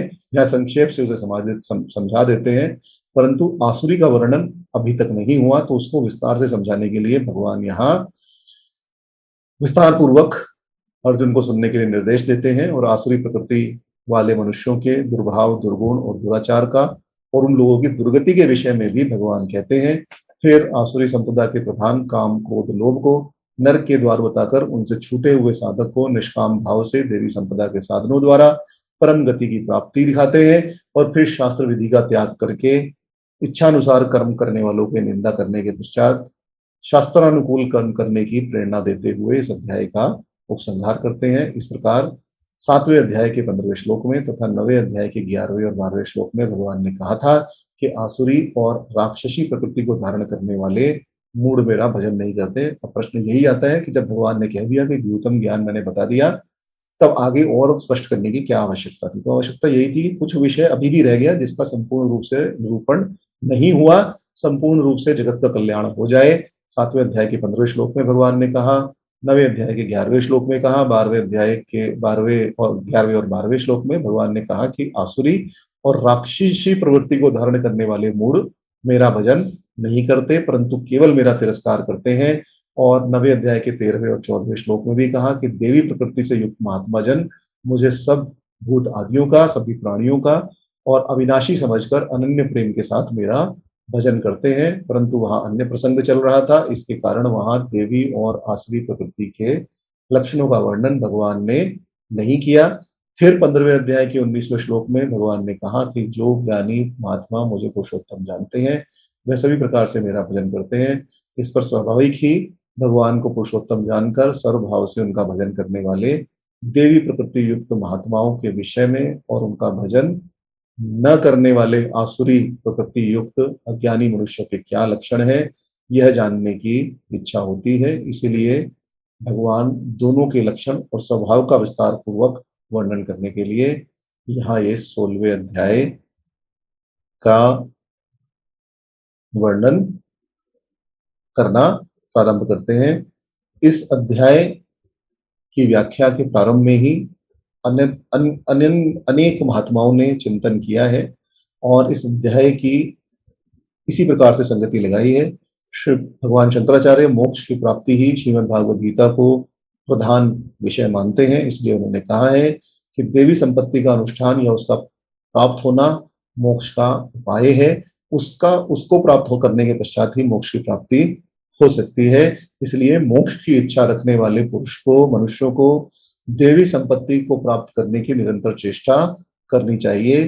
तभी देवी संपत्ति से संपन्न होने के पश्चात वह मोक्ष के अधिकारी बन सकते हैं।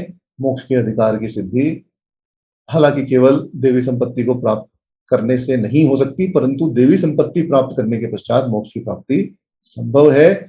साधनों के साथ ही बाधक साधु का ज्ञान होना भी परम आवश्यक है। इसलिए भगवान यहाँ असुर संपदा का भी वर्णन करते हैं, क्योंकि जैसे देव संपत्ति मोक्ष प्राप्ति का साधन है, उसी प्रकार जो आसुरी संपत्ति है वह मोक्ष में बाधक है।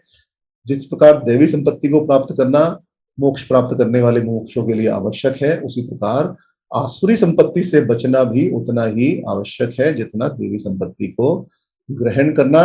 यदि साधक मनुष्य मोक्ष में बाधा देने वाली आसुरी संपत्ति से बच जाएगा, बचता चला जाएगा, तो उसमें देवी संपदा के लक्षण अपने आप ही प्रकट होने लगेंगे। इसलिए यह भी आवश्यक है कि यह भी बताया जाए, अब यदि कोई एक रास्ते पे जाने का मार्ग पूछ रहा है और आप उसे ऐसा रास्ता बता दें जो आगे से बंद हो या उसमें बहुत सारे व्यवधान हो, तब वह अपने गंतव्य स्थान पर पहुंच ही नहीं पाएगा। इसलिए यह भी आवश्यक है कि यदि रास्ता दिखाया जाए तो यह भी बताया जाए कि किन से तुम्हें बचना है और किस प्रकार तुम अपनी यात्रा शांतिपूर्वक समाप्त कर सकते हो। इसीलिए भगवान ने स्पष्ट रूप से यहाँ आसुरी संपदा का वर्णन भी किया है कि जब मनुष्य उसे व्यवहार में ग्रहण कर लेगा और आसुरी संपत्ति से अलग रहने लगेगा, उस प्रकार का व्यवहार छोड़ देगा, तब मनुष्य पूर्ण रूप से भगवान के शरणागत होकर भगवान को ही प्राप्त कर लेंगे। अब इस विषय में, और यह इसलिए भी है क्योंकि कई बार मनुष्य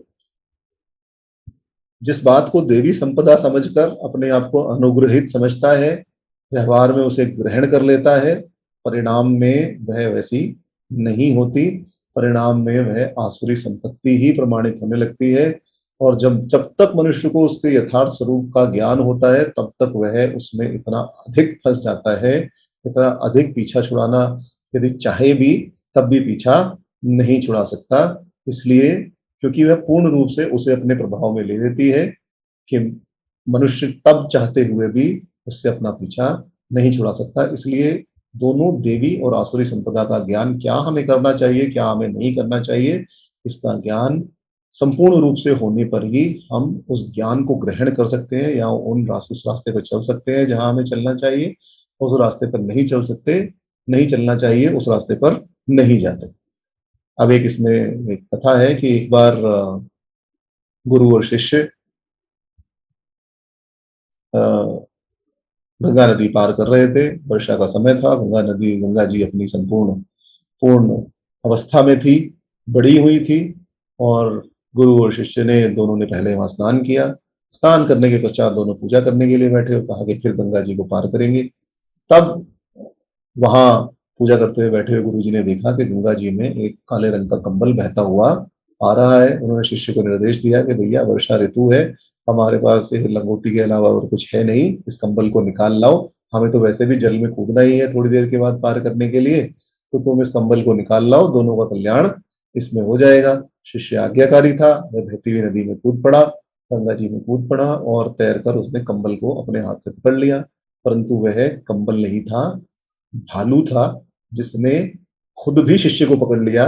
क्योंकि बहते को डूबते को तिनके का सहारा, तो भालू को शिष्य का सहारा मिला और शिष्य तो उस कंबल को निकालने गया था, तो शिष्य भी वहीं फंस गया और बाहुल ने और भालू ने भी उसे पकड़ लिया। तो तब गुरुजी ने आवाज देकर कहा कि मूर्ख, तू इसको छोड़ता क्यों नहीं है, इसको छोड़कर तू चला आ, यदि नहीं निकाल पा रहा तो उसे छोड़कर निकाल पा, तो बाहर आ जा। तब शिष्य ने कहा कि गुरुजी मैं तो इसको छोड़ रहा हूं, परंतु अब इसने मुझे पकड़ लिया है और यह मुझे नहीं छोड़ रहा। यह उदाहरण यही दिखाने के लिए है कि हम भी आसुरी संपत्ति को पहले देवी संपत्ति समझकर अपना लेते हैं और बाद में हम उसका परिणाम छोड़कर यदि उसे छोड़ना भी चाहें तो भी वह हमें नहीं छोड़ती। और आसुरी संपत्ति के चक्कर में पड़ने का जो मुख्य कारण है वह उसके स्वरूप विषय के अज्ञान का ही, तो स्वरूप विषय का अज्ञान ही है। यदि हम स्वरूप को ठीक रूप से समझ लेंगे, तब हम भालू को कंबल समझकर उसे पकड़ने की चेष्टा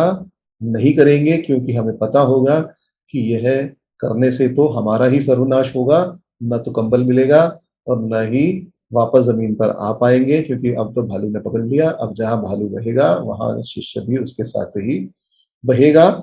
इसलिए देवी संपत्ति का स्वरूप से ज्ञान प्राप्त करने से भी अधिक आवश्यक है कि आसुरी संपत्ति का हम पूर्ण ज्ञान प्राप्त करें, ताकि उसके प्रभाव से पूर्ण रूप से बचा जा सके। इसलिए इस अध्याय में भगवान ने जहां देवी संपत्ति का वर्णन केवल 3 श्लोकों में पूरा कर दिया है, वहां आसुरी संपत्ति का अध्याय के अंत तक वर्णन किया है।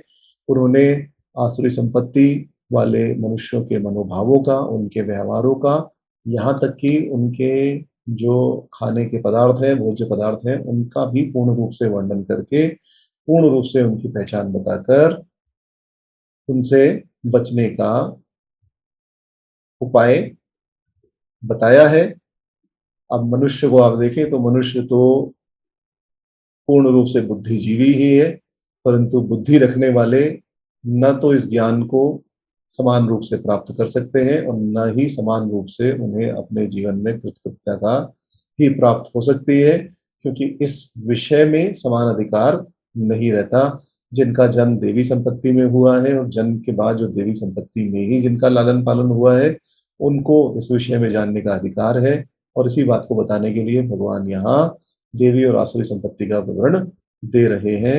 आगे चलकर भगवान यह भी कहेंगे, माँ शुचः संपदा देवी भी जातो बीयसी, अर्थात अर्जुन का जन्म देवी संपत्ति में हुआ है, इसलिए अर्जुन की देवी संपत्ति से परिपूर्णता बताते हुए उस ज्ञान विज्ञान का पूर्ण अधिकार भगवान ने यहाँ बताया है। समस्त शास्त्र भी यदि हम देखें तो सभी एक स्वर से केवल देवी संपत्ति को ही ग्रहण करने का उपदेश देते हैं, और शास्त्रों के द्वारा सम्मत जो आदर्श हैं, जो विहित हैं, उनके विपरीत जो आसुरी संपत्ति है, वह समस्त धर्मशास्त्रों में भी निंदित और प्रतिषिद्ध मानी गई है। इसलिए उससे बचने का अवश्य ही उपाय करना चाहिए।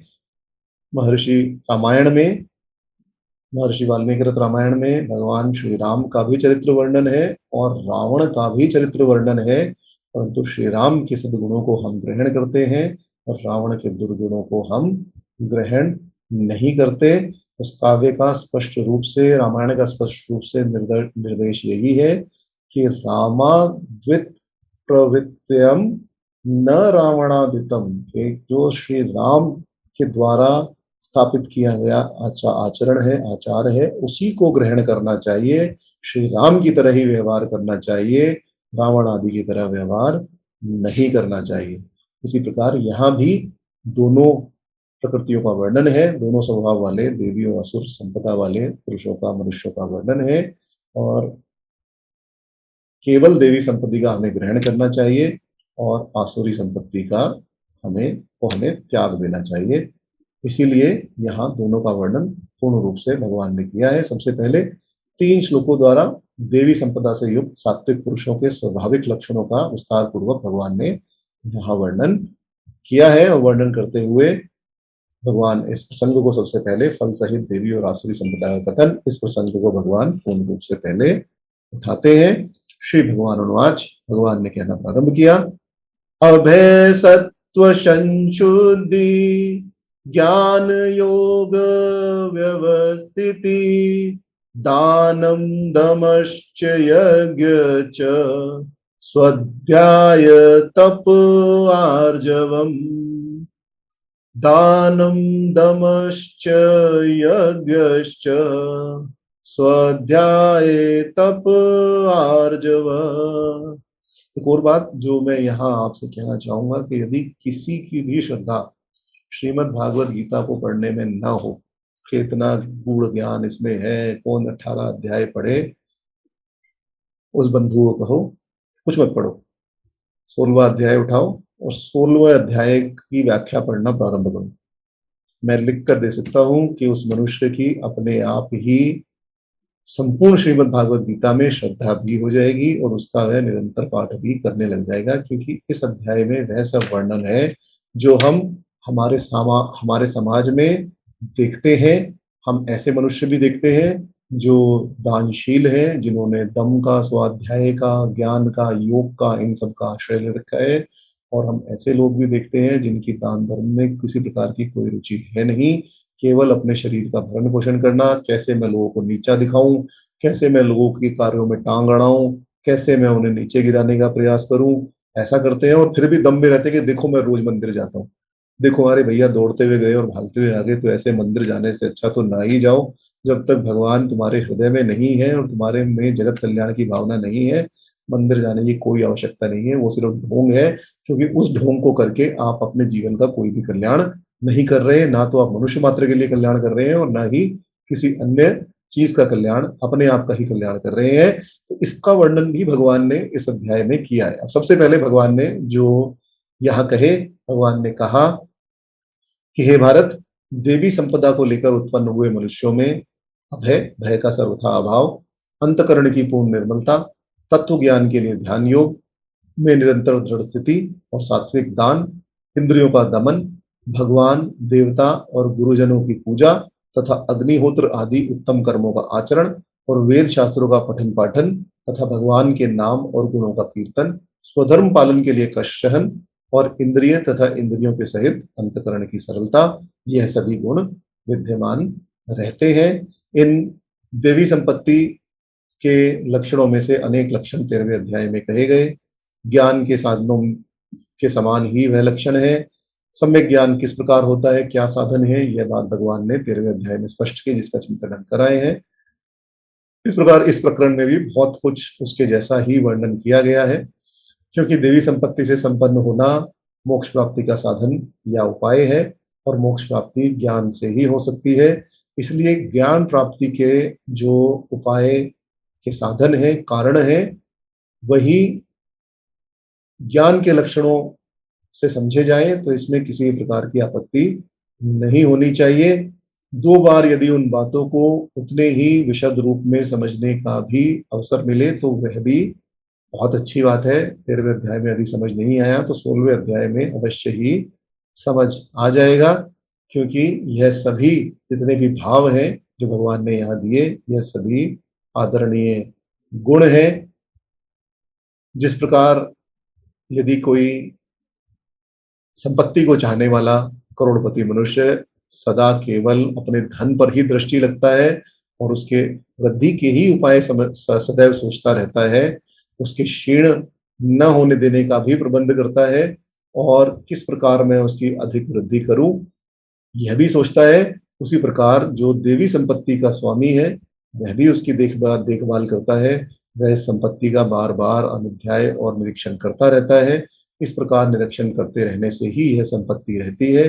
जिस प्रकार कण कण का संचय करने से जल की प्राप्ति होती है अथवा धन की प्राप्ति होती है, वैसे ही इन गुणों का भी कण कण का संचय करने से ही देवी संपत्ति शाली व्यक्ति अधिक बलवान हो जाता है और अत्यंत दृढ़ता के साथ मोक्ष प्राप्ति की ओर आगे बढ़ता है।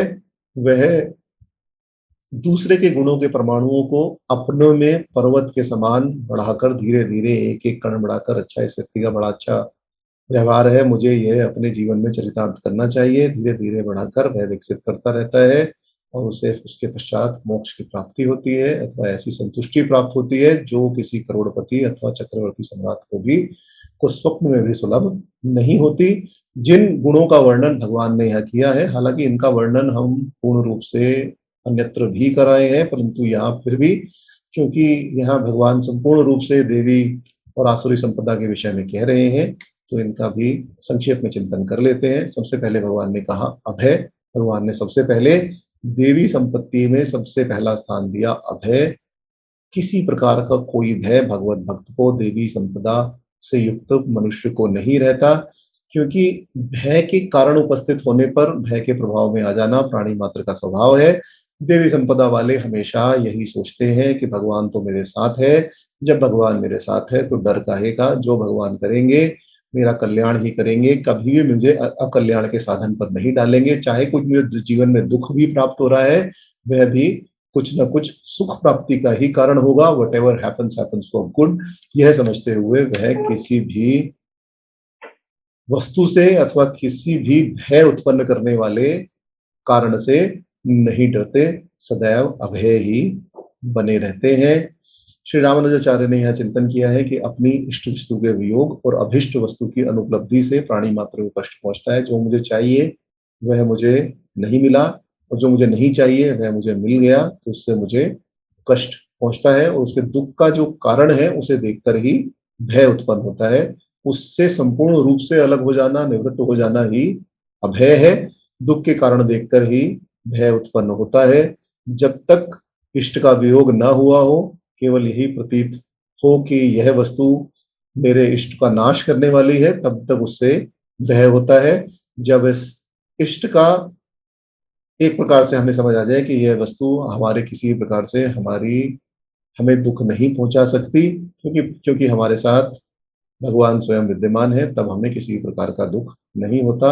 एक सुभाषित में यही कहा गया है कि तावत भयेन भेतव्यम यावत भयनाम गतम आगतम तु भयम वीक्षम नरम कुर्योद यथोचितम, कि भय के कारण उपस्थित हो जाने पर तभी तक डरना उचित है जब तक भय का वह कारण सामने उपस्थित नहीं हो जाता।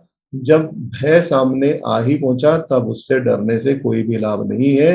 तब तो किस प्रकार उससे बचा जाए, किस प्रकार उसका प्रतिकार किया जाए, यह करने के लिए ही अपने आप को तैयार कर लेना चाहिए। शास्त्रों का उपदेश छोड़कर अपनी इच्छा से आचरण करने वाले मनुष्यों के सिर पर सदा भय की छाया बनी रहती है, क्योंकि उन्हें अपने कार्यों पर सदा संदेह रहता है कि हमने ये कार्य किया, यह अनुचित तो नहीं किया, और इसके कारण वह सदा भयभीत रहते हैं। परंतु जिन्होंने शास्त्रों का, गुरुओं का, आचार्यों का पूर्ण रूप से आश्रय ले लिया और जिन्हें यह समझ आ गया कि मुझे अपनी स्वेच्छा से कोई कार्य नहीं करना चाहिए, जो शास्त्रों में वर्णित कार्य हैं केवल वही करने चाहिए, और जो शास्त्रों में त्याज्य विषय है उन विषयों में नहीं घुसना चाहिए, तब उसे किसी भी प्रकार का भय प्राप्त हो ही नहीं सकता। एक ध्रुव सत्य है जिसका चिंतन हम यहाँ भी कराए हैं कि जातस्य ही ध्रुव मृत्यु, परंतु आज भी किसी भी प्राणी को यदि कोई भय है तो सबसे अधिक भय काल का ही है। एक दिन हम इस संसार को छोड़कर चले जाएंगे। जो भी कुछ हमने इस संसार में बनाया, बढ़ाया, जितनी वस्तु का संचय किया, वह सब यहीं रह जाएंगी, और इस प्रकार मृत्यु से भय सभी को रहता ही है। और इस कारण किसी की भी मुक्ति नहीं हो पाती, क्योंकि मृत्यु एक अनिवार्य बात है, उससे डरने की क्या आवश्यकता है। जब मृत्यु आनी है तब आनी है। जिस प्रकार जन्म होता है उसी प्रकार मृत्यु भी होती है। तो इस प्रकार के कोई भी कार्य जीवन में न करें कि हमारी मृत्यु के पश्चात अपयश हो अथवा कोई ऐसा कारण बने जिससे भय की प्राप्ति हो, तो यह नहीं करना चाहिए। संसार में हजारों प्राणियों की मृत्यु होती है और सबको यही विदित है कि हमारी मृत्यु भी निश्चित है, परंतु जैसा कि यक्ष युधिष्ठिर संवाद में यक्ष ने युधिष्ठिर से पूछा कि ऐसा सबसे आश्चर्यजनक विषय क्या है, तो उस आश्चर्य का वर्णन करते हुए युधिष्ठिर जी ने कहा कि सभी प्राणियों को पता है कि उनकी मृत्यु अवश्य आएगी, परंतु तब भी सभी प्राणियों को मरता हुआ देखकर वह केवल यही समझते हैं कि हमारा अनिष्ट नहीं होगा, हमारी मृत्यु कभी नहीं होगी, हम इस संसार में सदा के लिए विद्यमान रहेंगे। आप माइकल जैक्सन का उदाहरण ले सकते हैं। उसने इतने डॉक्टर अपने साथ बिठा रखे थे कि वह 150-200 साल जीना चाहता था, परंतु अंततः हुआ क्या? तो मृत्यु अवश्यंभावी है। जिस समय समय आएगा उस समय आएगा, तो उससे डरना नहीं चाहिए। और स्थिति लोगों की यह है कि बुद्धिमान मनुष्य भी मृत्यु के भय से इतना त्रस्त रहता है कि नाम भी मृत्यु का लेना नहीं चाहता, मरना चाहता ही नहीं। यहाँ आ गए तो बस यहीं रहें, सुख का उपभोग करें, खाए पिए ऐश करें, और हम हमेशा यहाँ रहेंगे। हमारा कोई सुहृदय चला गया, जाने दो, कोई अन्य मित्र चला गया, जाने दो, उनका तो टाइम आ गया, बट हमारा टाइम कभी नहीं आएगा, यही सोचते रहते हैं। परंतु जो ज्ञान संपन्न मुमुक्षु पुरुष है, जब उसे ज्ञात हो जाता है कि परमेश्वर ही काल का भी नियामक है, वही उसको नियम में रखता है और उसी के शासन में मृत्यु को भी चलना पड़ता है, मृत्यु धारवती पंचमः, तब वह सबसे बड़े इस भय से मुक्त हो जाता है और उसे अभय प्राप्त हो जाता है। श्री मधुसूदन सरस्वती यहाँ कहते हैं कि जब मुमुक्षु पुरुष सभी संसारिक वस्तुओं का परित्याग करके सन्यासी बन जाता है, तब उसे इस बात का भय नहीं रहता। और सन्यासी का मतलब यह नहीं है कि आपने गेरुए कपड़े पहने और जटामूंज धारण करके आप चल पड़े। सन्यासी का अर्थ है कि जब आपने निष्काम कर्म करना प्रारंभ कर दिया, आपने अपने समस्त कर्मों को भगवान को अर्पित कर दिया और उन फलों में किसी प्रकार की आसक्ति नहीं रखी, तब उसे इस बात का भय नहीं रहता कि इन वस्तुओं का परित्याग करने पर अकेला मैं कैसे जीवन रहूंगा। भगवान को ही सब कुछ मानकर वह भगवान में आत्मदर्शन करने के कारण अभय से युक्त हो जाता है। कारण यह भी है, जब अभय की बात तभी उठती है जब भय का कारण उपस्थित हो। आध्यात्मिक, अधिदैविक, अधिभौतिक आदि अनेक भय के उपस्थित होने पर भी देवी संपदा वाला पुरुष भयभीत नहीं होता। वह अपनी उपस्थिति से अन्य को भी निर्भर बना देता है। विभीषण की शरणागति के अवसर पर वाल्मीकि रामायण में भगवान श्री रामचंद्र की उक्ति लिखी है कि सुकृदेव प्रपन्नाय तवास्मृति च वादिने अभयम सर्वभूतेभ्यो ददाति तम व्रतम मम। भगवान ने यह दृढ़ व्रत ले रखा है कि एक बार जो मेरी शरण में आ गया और जिसने यह कह दिया कि मैं तेरा हूं, ऐसे प्राणी को मैं समस्त प्राणियों से, समस्त अपकारक के कारणों से निर्भय कर देता हूं। यह मेरा अटल व्रत है। इसलिए जहां देवी संपत्ति है वहां पहुंचने वाले प्राणी भी भय से शून्य हो जाते हैं। प्राचीन काल में जिन ऋषियों के तपोवनों में आश्रमों का वर्णन ग्रंथों में प्राप्त होता है, वह देवी संपत्ति के जीते जागते वर्णन है। वहां परस्पर विरोध रखने वाले गऊ ले लें, हिरण ले लें, आप शेर ले लें, व्याघ्र ले लें, किसी को भी एक दूसरे से भय नहीं रहता था और सभी पर्वतों की गुफाओं में रहने पर भी भयभीत नहीं होते थे। दूसरों को उद्विग्न करने से ही भय उत्पन्न हो सकता है, परंतु देवी संपदा से युक्त मनुष्यों के लिए तो भगवान पहले ही कह आए हैं कि यस्मानो द्विजते लोके लोकानो द्विजते च यः, कि जिससे लोक उद्विग्न नहीं होते और जो स्वयं लोक से उद्विग्न नहीं होता, ऐसे पुरुष को, ऐसे मनुष्य को कैसा भय होगा। इसलिए जो ज्ञानवान मनुष्य है उनका ज्ञान कभी अज्ञान से ढका नहीं जाता और न ही उन्हें कभी भय की प्राप्ति होती है। वह सदा अभय ही, अभय पद में ही स्थित रहते हैं। दूसरा भगवान ने कहा सत्व संशुद्धि।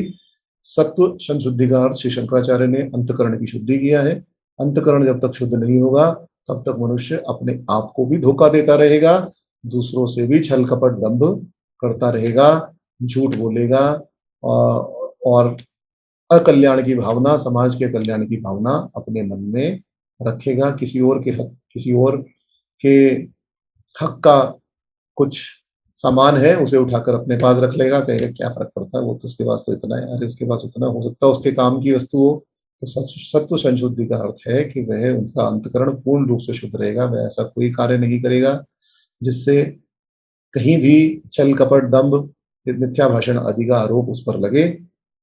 और इसी को श्री रामानुजाचार्य ने इस रूप में कहा है कि अंतकरण का रजोगुण और तमोगुण के प्रभाव से बचे रहना ही सत्व संशुद्धि है। जब मन सत्व गुण में ही रम गया और रजोगुण और तमोगुण का क्षणिक भी छाया उस सत्वगुणी मन पर नहीं पड़ी, वही सत्व संशुद्धि है। संशुद्धि का अर्थ सम्यक शुद्धि भी किया जा सकता है। भगवान का संग होने की योग्यता केवल निर्मल मन से ही संभव है और निर्मल मन तभी हो सकता है जब मन सत्व गुण से युक्त हो जाए।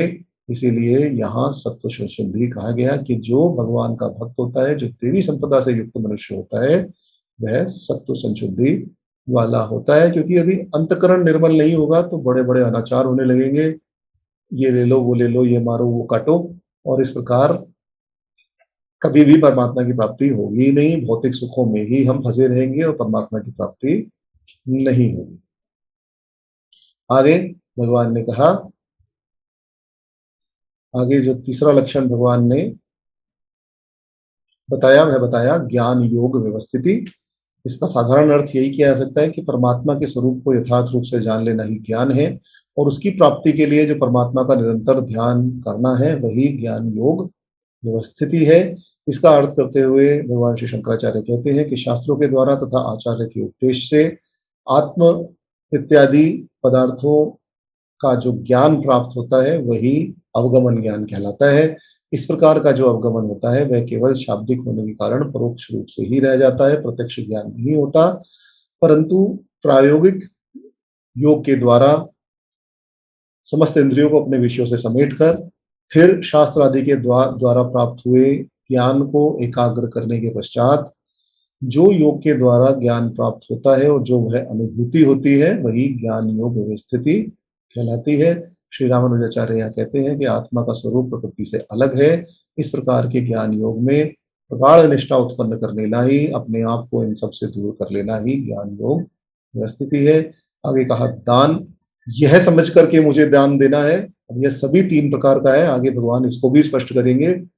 दान केवल कर्तव्य समझकर देश काल पात्र का विचार करने के पश्चात पश्चात निष्काम भाव से जो भी कुछ वस्तु हम अपनी दान करें, चाहे वह अन्न हो, चाहे वस्त्र हो, चाहे वह रुपया पैसा द्रव्य हो, चाहे विद्या हो, चाहे औषधि हो, वह सभी सात्विक दान है। परंतु यदि उस दान के विषय में यह समझा जाए कि मैं यह कार्य करूंगा, मैं ये विद्या दान दे रहा हूं ताकि मेरा नाम बहुत आगे बढ़े, ताकि मुझे कुछ धन द्रव्य की प्राप्ति हो, तब वह सात्विक दान ना रहकर केवल तामसिक दान अथवा रजोगुणी दान ही रह जाएगा।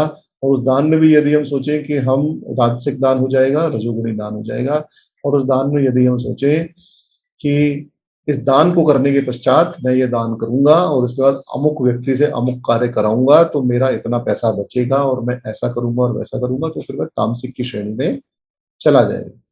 श्री शंकराचार्य इसका अर्थ यहाँ यही करते हैं कि अपने पास जो अन्न इत्यादि है उसका यथाशक्ति संभाग करना और उसको वितरित कर देना ही दान है। वही दान कहलाने योग्य है जो अपने न्याय पूर्वक उपार्जित द्रव्य का सत्यपात्र को दिया जाए। यदि अन्याय पूर्वक वह धन कमाया जाएगा तो आप चाहे सत्यपात्र को दे चाहे कुपात्र को दे, वह दान सात्विक दान नहीं होगा। बेईमानी के द्वारा बहुत सा धन उपार्जित करने के बाद यदि हम उसका कुछ अंश दान में देंगे तो वह निष्कृष्ट या तामस दान ही होगा। फिर कहा दम, दमश्च, तो दम अपनी चित्त वृत्तियों पर, अपने इंद्रियों की वृत्तियों पर अंकुश लगाना ही दम है। इंद्रियां अपने विषयों से भटकती रहती हैं और एक प्रकार से मन को ऐसा बांध देती है कि मन भी उन विषयों के पीछे पीछे भटकता रहता है। दम से हम अपने मन को नियंत्रित करने के पश्चात उस चांचल्य से बाहर निकल सकते हैं। इंद्रियों को अपने विषयों से अलग करने का अभ्यास इसमें अत्यंत आवश्यक है। योग मार्ग में यम नियम आसन आदि प्रक्रिया में दम का ही साधन बताया जाता है, इसलिए दम का भी सात्विक कारणों में अथवा देवी संपदा के रूप में ही यहाँ ग्रहण किया गया। इसके आगे कहा यगश्य। अब जो भी भगवान की, देवता की, ब्राह्मण, महात्मा, माता पिता, अपने से बड़ों की जो पूजा हवन करना, दैनिक बलिवश्य करना, इस प्रकार के जितने भी कार्य हैं यह सभी यज्ञ में आते हैं। सात्विक मनुष्य हमेशा इसका ध्यान रखता है कि मैं भी भूखा न रहूं और साधु भी न भूखा जाए, कि अपने पास इतना धन रहे अथवा सात्विक रूप से कमाया हुआ इतना ही धन रहे जिससे मेरे भी घर परिवार का भरण पोषण हो जाए और मेरे सामने जो साधु आए उसका भी भरण पोषण हो जाए। भगवान शंकराचार्य ने यहाँ श्रुतियों में और वेदों में अग्निहोत्र तथा स्मृतियों में जितने भी भगवान विष्णु, रुद्र, देवी, भगवती आदि सभी यज्ञों का संग्रह किया है। हालांकि असुर जन भी यज्ञ करते थे ऐसा वर्णन सर्वत्र मिलता है, परंतु वह यज्ञ देवी संपत्ति का सूचक नहीं है। बिना किसी फल की अभिलाषा के केवल भगवान की प्राप्ति के लिए ही अथवा विश्व कल्याण की कामना से जो यज्ञ विधि पूर्वक किए जाते हैं वही देवी संपत्ति के अंतर आते हैं। अन्य सभी आसुरी संपत्ति के अंदर आते हैं, उसका वर्णन भगवान अलग से करेंगे। फिर आता है स्वाध्याय, वेदों का अध्ययन करना जिनमें विवेक वैराग्य का भगवान अथवा ऐसे धर्म शास्त्रों का अध्ययन करना नियमित रूप से, जिसमें विवेक वैराग्य का तथा भगवान के गुण प्रभाव तत्व स्वरूप और उनकी दिव्य लीलाओं का वर्णन हो। उन शास्त्र इत्यादि पुराण का पठन पाठन करना, भगवान के नाम गुण का कीर्तन करना, यह सभी स्वाध्याय है। आधुनिक दृष्टि से हम देखें तो किसी प्रकार का अध्ययन स्वाध्याय कहा जाता है। आजकल लोग समाचार पत्र ही पढ़ते हैं तो कहेंगे कि हम स्वाध्याय कर रहे हैं, परंतु स्वाध्याय ऐसा नहीं है। स्वाध्याय की अपनी मर्यादा है और विशेष प्रकार की आचार विचार और विशेष प्रकार के मन को संगठित करने के पश्चात जो भगवान के नाम रूप का ग्रहण, चिंतन, मनन इत्यादि किया जाता है वही स्वाध्याय के अंदर आएगा। अन्य सभी टेक्स्ट बुक को पढ़ना, समाचार पत्रों को पढ़ना, अन्य किसी ऐसी वस्तु को पढ़ना, अन्य किसी ऐसी किताब को पढ़ना जिसे नहीं पढ़ना चाहिए, वह सब स्वाध्याय के अंदर नहीं आएगा। अब स्वाध्याय का यदि हम देखें तो हमारे धर्मशास्त्रों में बहुत ही क्या कहूँ, विशेष रूप से वर्णन है, क्योंकि स्वाध्याय करना भारतीय संस्कृति का एक आवश्यक अंग है।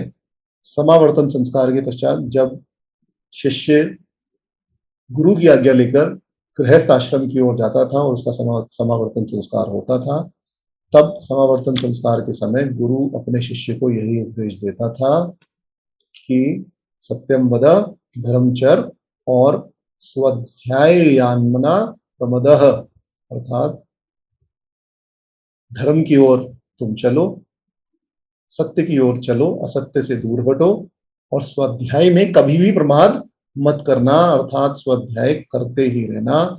स्वाध्याय भी विशेष रूप से वेदों का अभ्यास भी कहा जाता है, क्योंकि वेद ही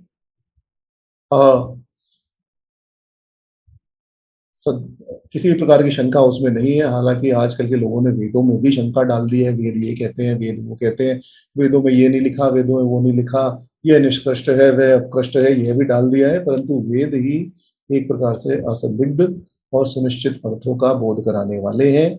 वेदों के आधार पर जो साहित्य विरचित है उसे भी स्वाध्याय की श्रेणी में ही आचार्यों ने गिना है। तो स्वाध्याय अत्यंत ही मुख्य अंग है।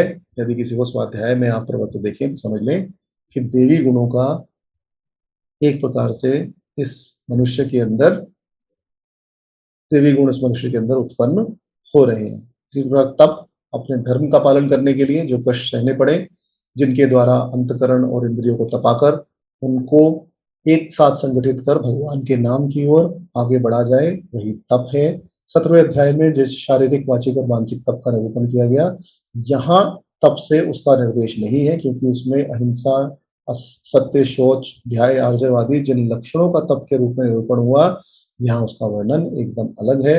तप का भी हमारे धर्म में बहुत बड़ा स्थान रहा है। अपने शरीर को कष्ट सहिष्णु बनाना तप का मुख्य उद्देश्य है। अनेक प्रकार के उपवास, व्रत इत्यादि भी तप के अंदर ही आते हैं। प्राचीन काल में अनेक प्रकार की सिद्धियों को प्राप्त करने का वर्णन तप के द्वारा सभी जगह प्राप्त होता है। इसी प्रकार भगवान ने यह कहा आर्जव, आर्जव का अर्थ है इंद्रिय, शरीर और अंतकरण की सरलता। श्री रामानुजाचार्य ने मन, वाणी और कार्यों में एक सूत्र में चलाने के लिए आर्जव को कहा है। वस्तुतः आर्जव नम्रता का ही प्रतीक है। जो देवी संपदा से युक्त मनुष्य है वह सदा ही आर्जव मुक्त होता है, नम्रता से सबसे बात करता है, कभी भी कठोर वाणी का प्रयोग नहीं करता। नीतिकारों ने उसे ही शील शब्द से भी कहा है। भर्तहरि का प्रसिद्ध पद श्लोक है कि शीलवान व्यक्ति के सामने अग्नि भी जल के समान शीतल हो जाती है, समुद्र छोटी सी कुल्लिया बन जाता है, सुमेरु पर्वत छोटी शिला के समान हो जाता है, अत्यंत क्रूर प्रकृति वाला मृगपति शेर भी शीलवान पुरुष के सामने आते ही सीधा सा मृग बन जाता है, विषधर सर्प भी माला के समान बन जाता है और वैसा आचरण करने लगता है। गरल का रस भी पीयूष की वर्षा, अमृत की वर्षा करने लगता है। इतने विलक्षण प्रभाव वाले आर्जव, नम्रता या शील को देवी संपत्ति में स्थान देना ही उचित है। तो यहाँ पहले श्लोक में भगवान ने कहा कि देवी संपत्ति से जो युक्त मनुष्य है उसमें यह सभी विद्यमान रहते हैं। वह अभय, अभय का तत्व होता है, वह भयभीत नहीं होता, उसका चित्त सत्व गुण से संपन्न होता है, वह ज्ञान योग में अवस्थित होता है, दान देता है, अपनी इंद्रियों को नियंत्रण में रखता है, यज्ञ इत्यादि कार्यों में उसकी रुचि रहती है, स्वाध्याय करता है, तप करता है और आर्जव, नम्रता पूर्वक सबसे व्यवहार करता है। तो पहले श्लोक में भगवान ने यह सभी गुण सात्विक प्रवृत्ति वाले लोगों के बताए, देवी संपदा से युक्त मनुष्यों के बताए। आगे दूसरे श्लोक में भगवान इन्हीं को आगे स्पष्ट करना और अहिंसा, सत्य, अक्रोध, दया, त्याग, शांति, अपशैनम, दया, भूतेषु, अलुलुप्तम, मार्दव, अचपलम, यह सब भी भगवान आगे अब दूसरे श्लोक में बताएंगे। परंतु आज निर्धारित समय पूर्ण हो ही चुका है, तो इसका चिंतन हम भगवत कृपा से अगले सप्ताह करेंगे। हालांकि बताने योग्य ज्यादा आप कहें तो इसमें व्याख्या करने योग्य कुछ ऐसा नहीं है। अहिंसा का अर्थ हम समझते हैं, सत्य का अर्थ समझते हैं, क्रोध का अर्थ समझते हैं, त्याग का अर्थ समझते हैं, शांति का अर्थ समझते हैं, तो ये सब अर्थ हम मूल रूप से समझते ही हैं। परंतु फिर भी प्रकरण चल रहा है, जब हम संपूर्ण रूप से श्रीमद् भागवत गीता के एक एक शब्द का चिंतन कर ही रहे हैं, तो इनका भी चिंतन कर लिया जाए ताकि पूर्ण रूप से यह समझ में आ जाए और किसी प्रकार का शंका ना रहे। तो दूसरे अध्याय में भगवान इन सभी गुणों का और तीसरे अध्याय में पुनः फिर आगे देवी प्रवृत्ति वाले मनुष्यों का ही वर्णन करना प्रारंभ करेंगे और फिर आसुरी प्रवृत्ति का प्रारंभ होगा। परंतु भगवत कृपा से यह हम अगले सप्ताह करना प्रारंभ करेंगे। अगले सप्ताह हम 16वें अध्याय के दूसरे श्लोक से प्रारंभ करेंगे। अगले सप्ताह तिथि होगी 25। यदि किसी कारणवश मुझे हो सकता है कि यात्रा पर जाना पड़े, तो यदि किसी कारणवश अगले सप्ताह यह नहीं हो पाया तो मैं अवश्य ही आपको सूचित कर दूंगा। अन्यथा हम अगले सप्ताह 16वें अध्याय के दूसरे श्लोक से प्रारंभ करेंगे। आज हम शांति पाठ कर यही विराम देते हैं और उस शांति स्वरूप परमपिता पुरुषोत्तम भगवान से प्रार्थना करते हैं कि वह समस्त विश्व के तथा हमारे अधिभौतिक, अधिदैविक और आध्यात्मिक तीनों प्रकार के तापों और विघ्नों को सर्वथा शांत करें।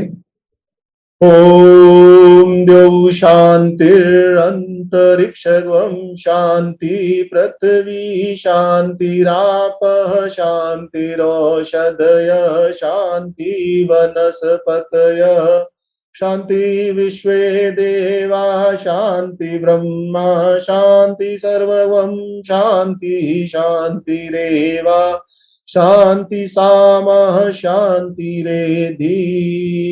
ओम शांति शांति शांति। आप सभी को प्रणाम, नमस्कार। अगले सप्ताह पुनः आपसे भेंट होगी। तब तक के लिए जय जय श्री सीताराम, जय जय श्री राधे श्याम, नमो भगवते वासुदेवाय। नमस्कार जी, थैंक यू। अगले सप्ताह वो 26 तारीख है मनीष जी। जी जी 26-27। हाँ क्षमा जी, चाहूँ। ठीक है, okay, thank you so much, thank you जी जय जय श्री सीताराम।